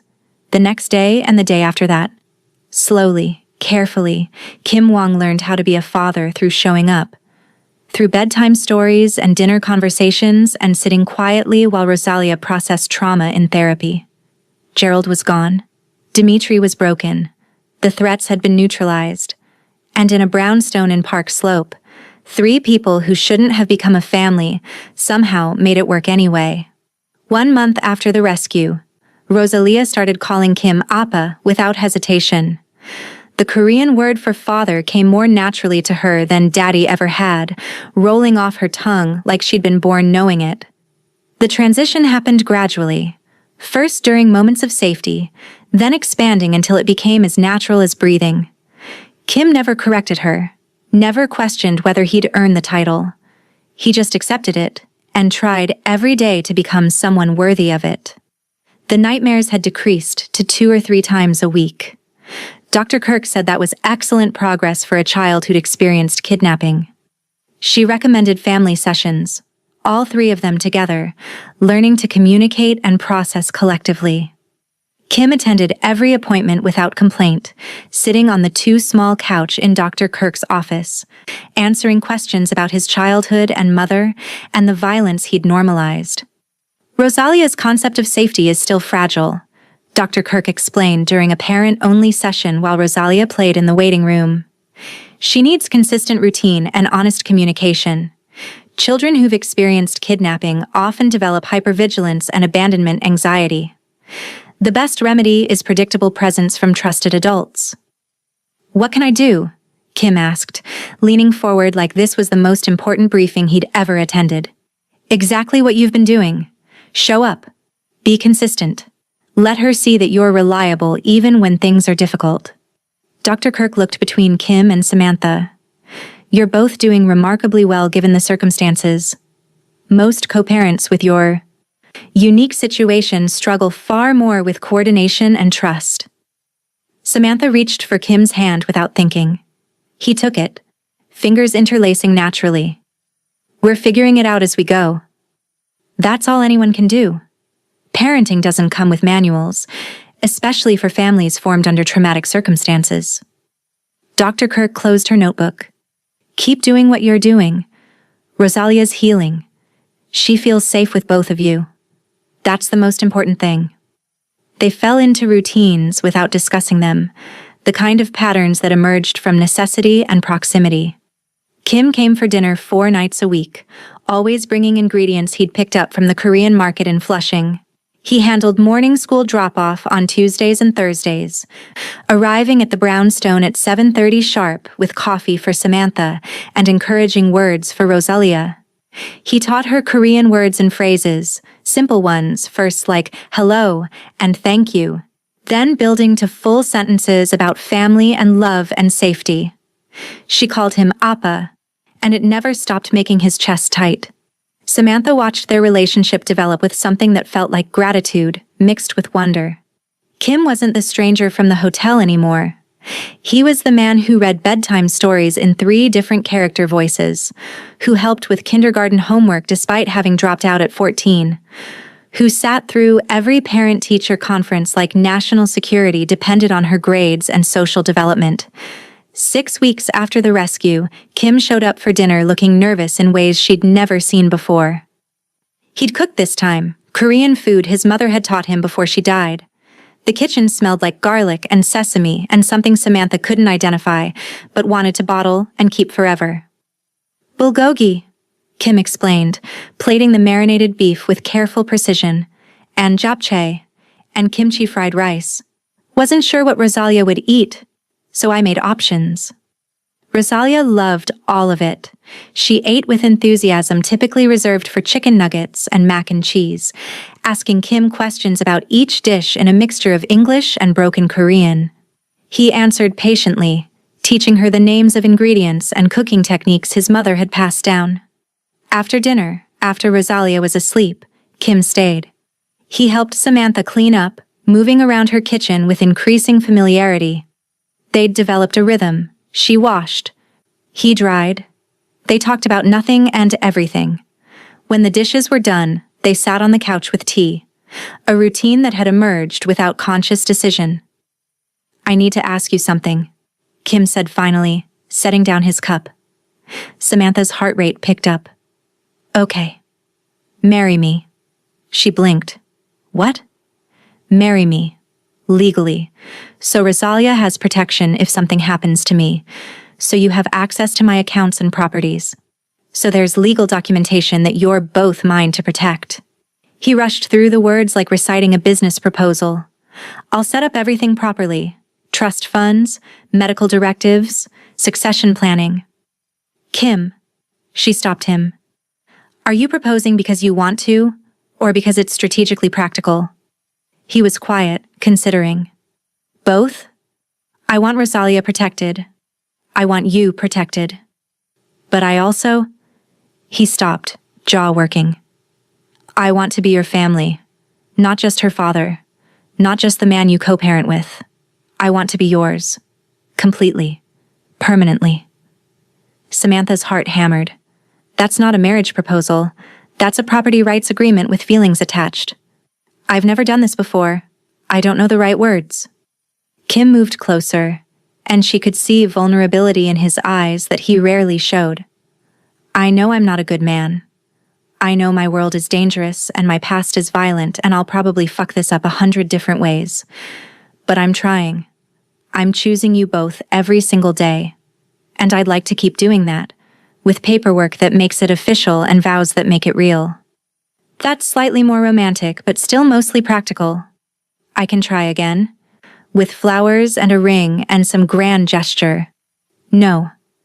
She took his hand, feeling the calluses from years of violence, the warmth that contradicted his cold reputation. Ask me again when you mean it because you want to build a life together, not because you're protecting assets. Kim met her eyes. I choose you. Both of you.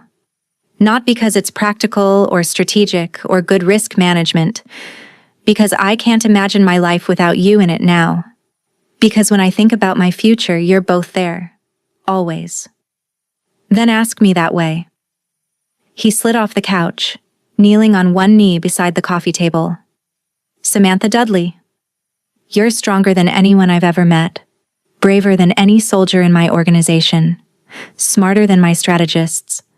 Better than I deserve in every possible way. Will you marry me? Not for protection or strategy or legal documentation, but because I want to spend the rest of my life trying to deserve you. Tears blurred Samantha's vision. That's the worst proposal I've ever heard. Is that a no? That's a yes, you idiot. Because somehow, despite everything, you've become someone I can't imagine my life without either. She pulled him up, kissing him before she could second-guess the decision. He tasted like tea and uncertainty, kissing her back with careful intensity that suggested he'd been wanting this, but afraid to ask. They broke apart, foreheads touching. Kim's hands shook slightly where they held her waist. I don't know how to be a husband, he admitted. Good thing I don't know how to be a crime boss's wife. We'll figure it out together like everything else. Together. He smiled, genuine and unguarded. I really like that word. They married 3 months later in a small ceremony at City Hall. Rosalia was flower girl, wearing a dress Kim had custom-made with phoenix embroidery along the hem.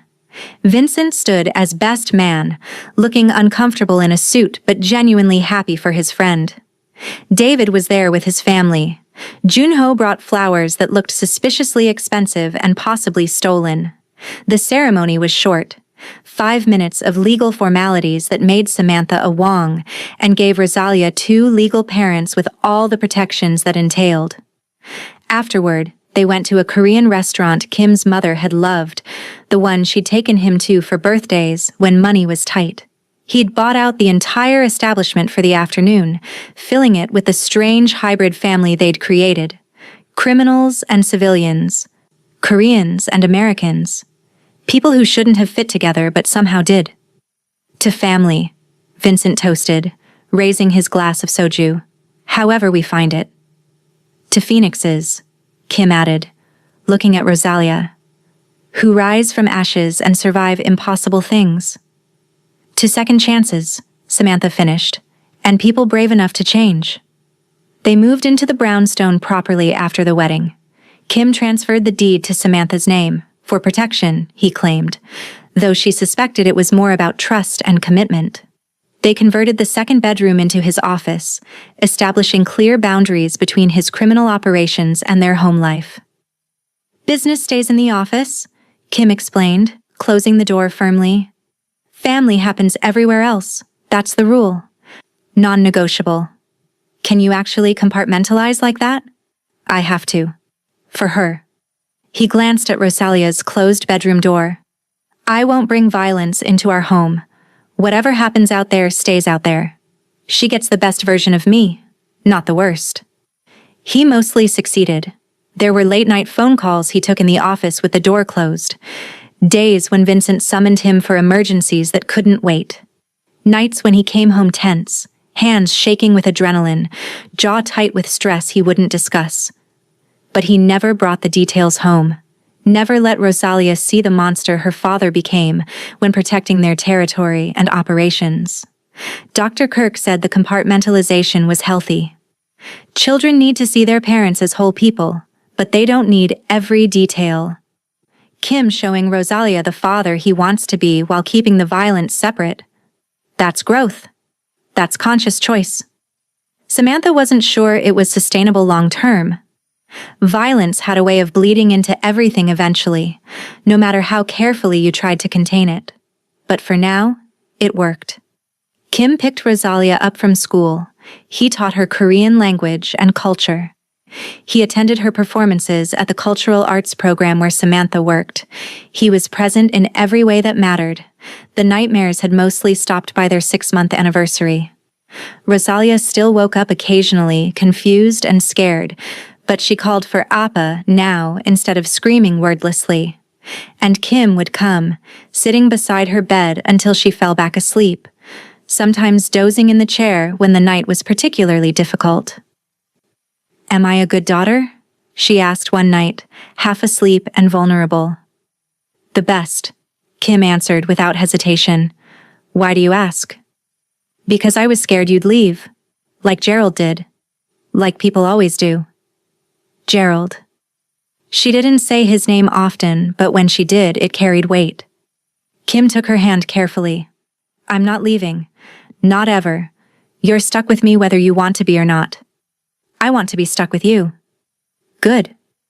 Because I'm not very good at letting go of things I love." She smiled, eyes already closing. "I love you too, Appa." Kim sat there long after she fell asleep, watching his daughter breathe, marveling at the impossibility of it all. 6 months ago, he'd been alone. Now he had a wife, a daughter, a family.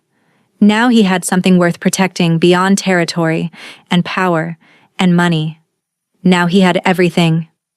Comment if this story is hitting you in the feels. Drop a heart below if you believe people can change when they choose to. This family is being built one day at a time, and what comes next will show you what happens when imperfect people commit to doing better.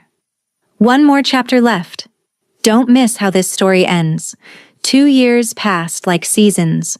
Slow at first, each day measured by therapy appointments and school pickups, and learning to be a family. Then suddenly blooming into something beautiful and permanent. Rosalia turned 8, confident and bilingual, switching between English and Korean with the ease that made Kim's chest tight with pride. She'd taken to wearing both the original Phoenix necklace and the matching bracelet Kim had given her, layering them like armor against a world that had once hurt her. Samantha had expanded the cultural arts program into a community hub for immigrant families, after-school programs, language classes, citizenship prep. She worked full-time now, her degree from years ago finally put to use doing work that mattered.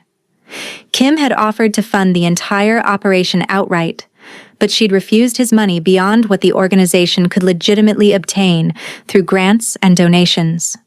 Integrity mattered to her. Kim respected that, even when he thought her principles were impractical. Their life had settled into something resembling normal, if normal could include a father who still ran criminal operations and a mother who'd learned not to ask too many questions about late-night phone calls. Kim was phasing out of direct involvement. Cleaner operations now, less violence. More legitimate businesses supplementing the illegal ones, building an exit strategy for Rosalia, for Samantha, for the future he wanted them to have. The pregnancy was unplanned but not unwelcome.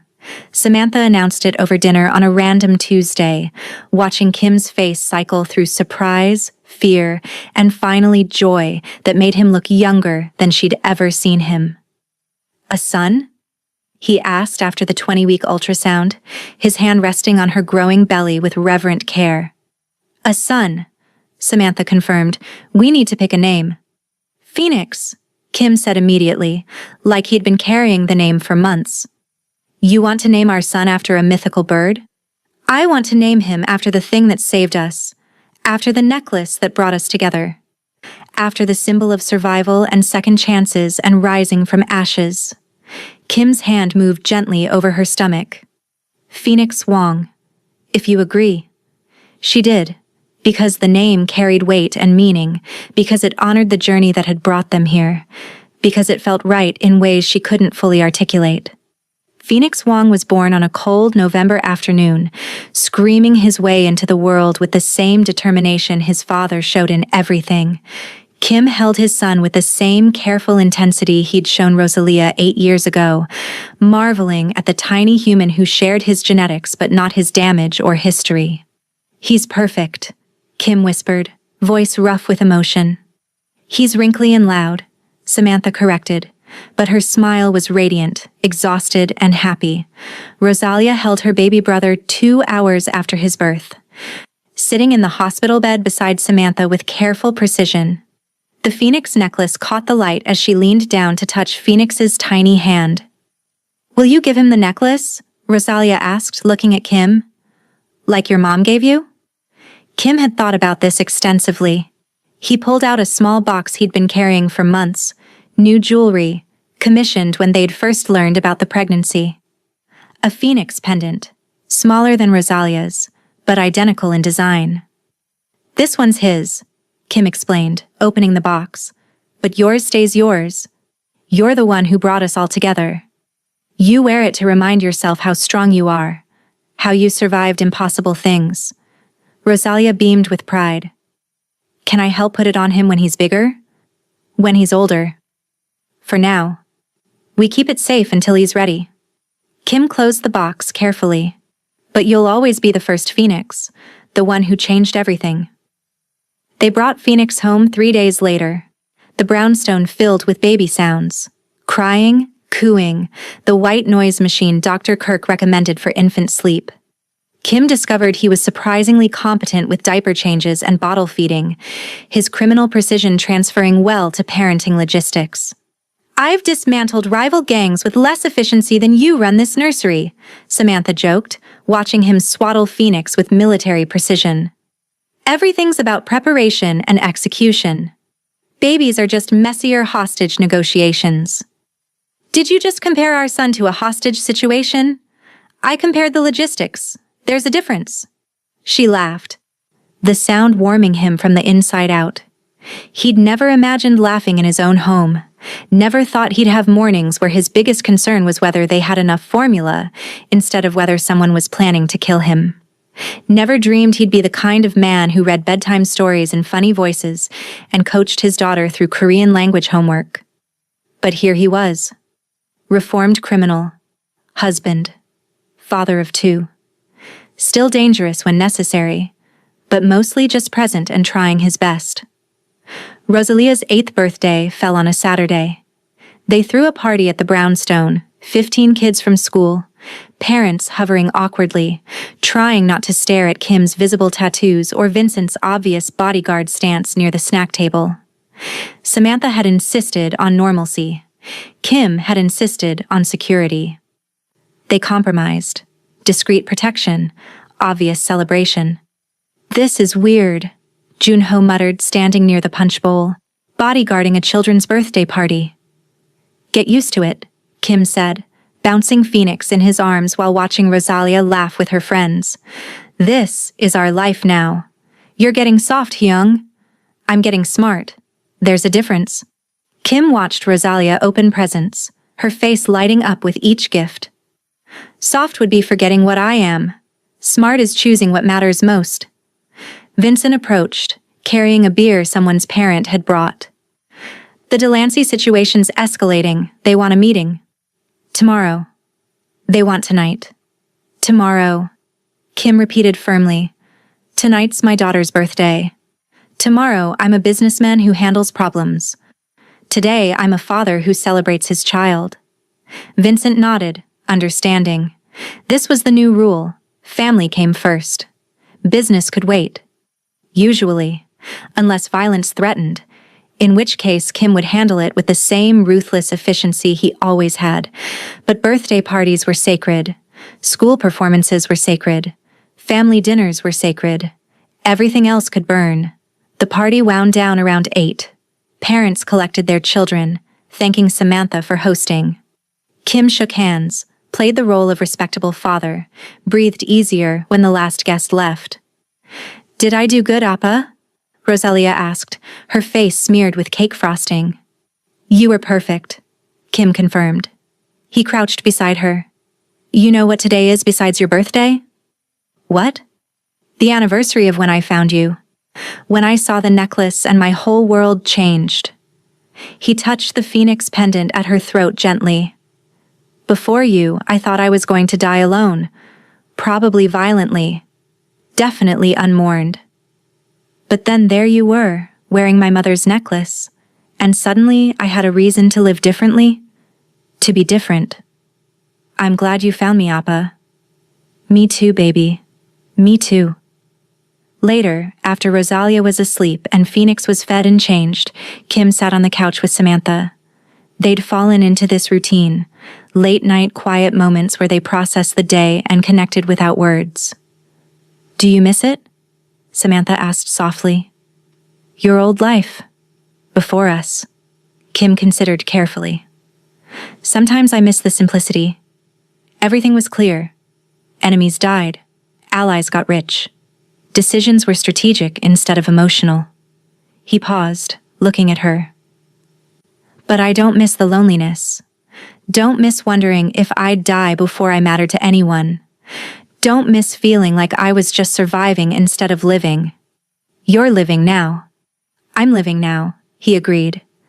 "Because you took a chance on a dangerous man who showed up asking uncomfortable questions about a necklace.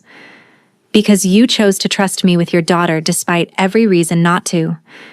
Because you saw something in me worth salvaging. I didn't salvage you. You did that yourself. I just gave you a reason to try." Kim pulled her closer, and she leaned into him naturally. Phoenix stirred in his crib but settled. Rosalia's gentle snoring drifted from her bedroom. The brownstone felt full in ways that had nothing to do with furniture or square footage. "I'm retiring," Kim said suddenly. Samantha sat up. "What?" "From active operations. Gradually, over the next 2 years. Vincent's taking over day-to-day management. I'll keep financial stake but remove myself from direct involvement." He met her eyes. "I want to watch our kids grow up. Want to be present for school plays and soccer games and teenage drama. Can't do that if I'm constantly managing criminal enterprises or dodging federal investigations." "Can you actually walk away?" "I've been building the exit for 18 months, legitimizing businesses, transitioning power, creating structures that don't require my direct involvement." He paused. "I'll never be completely clean. Too much blood in my past, too many bodies buried. But I can be clean enough that our kids don't pay for my choices." "What will you do, if not this?" "I have no idea." Kim smiled. "Terrifying, isn't it? 44 years old, finally figuring out how to be human instead of just surviving." "Better late than never." They sat in comfortable silence, watching the city lights through the window. Somewhere in New York, Kim's organization still operated. Deals were made, money changed hands, violence occasionally erupted when negotiations failed. But up here, in this brownstone in Park Slope, there was just family. Rosalia's school had a family heritage presentation when she turned 8. Students showed their families around classrooms, explaining projects about their cultural backgrounds. Kim attended with Samantha and infant Phoenix, feeling distinctly out of place among the other parents in their business casual and cheerful smiles. "That's my dad," Rosalia announced proudly to her friends, pointing at Kim. "He's from Korea. He teaches me Korean words and makes the best bulgogi." "What's dad in Korean?" one kid asked. "Appa." Rosalia looked at Kim expectantly. "Say something in Korean, Appa." Kim crouched, speaking in his native language, a blessing his mother had taught him about children being the light that pushes away darkness. Rosalia understood maybe half, but she beamed anyway. "What did he say?" her friend asked. "He said I'm strong like a phoenix, that I make our family better." Rosalia hugged Kim's neck. "Right, Appa?" "Right," he confirmed, switching back to English. The teacher approached, Ms. Robertson, enthusiastic and genuinely interested in her students. "Rosalia's one of our best students. She's thriving in the dual language program." "Her mother deserves the credit," Kim said automatically. "She's been teaching Rosalia to value education since birth. And you've been reinforcing it. The consistency shows." Ms. Robertson paused. "She talks about you often, about how you teach her brave things." "Brave things." Her words. "She says you teach her that being scared is okay as long as you don't let fear control you. That surviving hard things makes you stronger. That's pretty advanced thinking for 8. Kim thought about the warehouse, the kidnapping, the terror Rosalia must have felt. She's been through more than most kids, had to learn those lessons earlier than she should have. Well, she's resilient. Credit to both of you for helping her process and grow stronger. After the presentation, they got ice cream, family tradition for special occasions. Rosalia got chocolate with sprinkles. Phoenix slept in his carrier.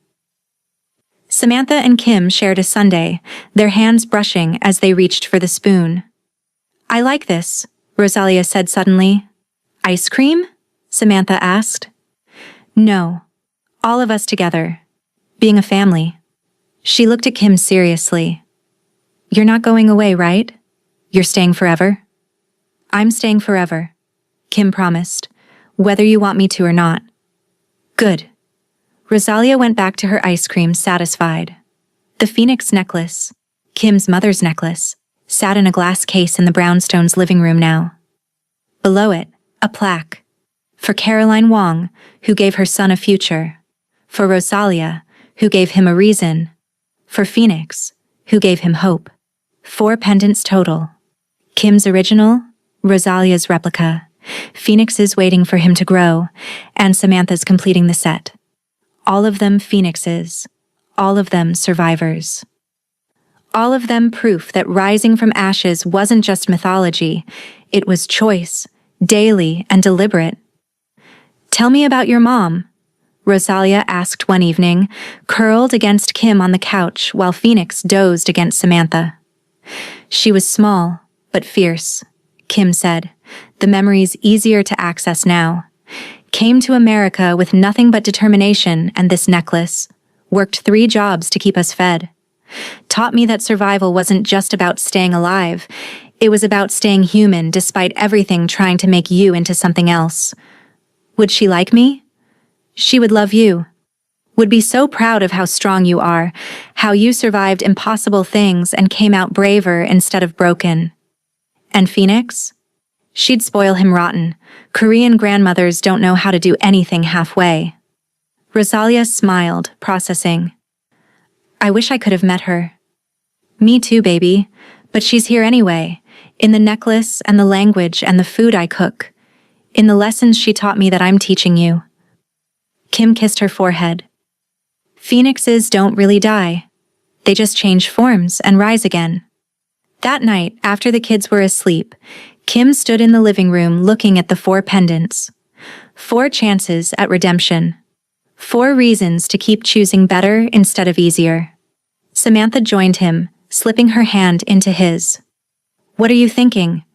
That I'm the luckiest man alive, that I don't deserve this family, that I'm going to spend the rest of my life trying to earn them anyway. You don't have to earn us. We're already yours. Then I'll spend the rest of my life being worthy of that gift." He pulled her close, watching the Phoenix pendants catch the light. Outside, New York hummed with millions of intersecting stories. Inside this brownstone, 4 Phoenixes had found each other. 4 people who'd risen from their respective ashes to build something better. The necklace that had once represented loss now represented everything. Family, legacy, the unexpected ways love could crack open even the hardest hearts.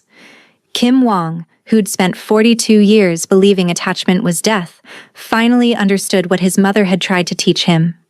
Some things were worth the risk. Some people were worth becoming someone different.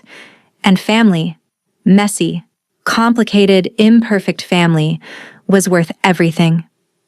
This story started with a necklace and ended with a family nobody expected. If you believe people can change, that second chances matter. Drop a comment telling us what you thought of Kim and Samantha's journey. Subscribe for more stories that prove love can break through even the hardest walls.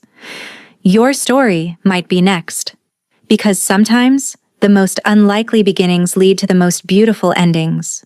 Sometimes, Phoenixes rise, and sometimes, they bring their whole family with them.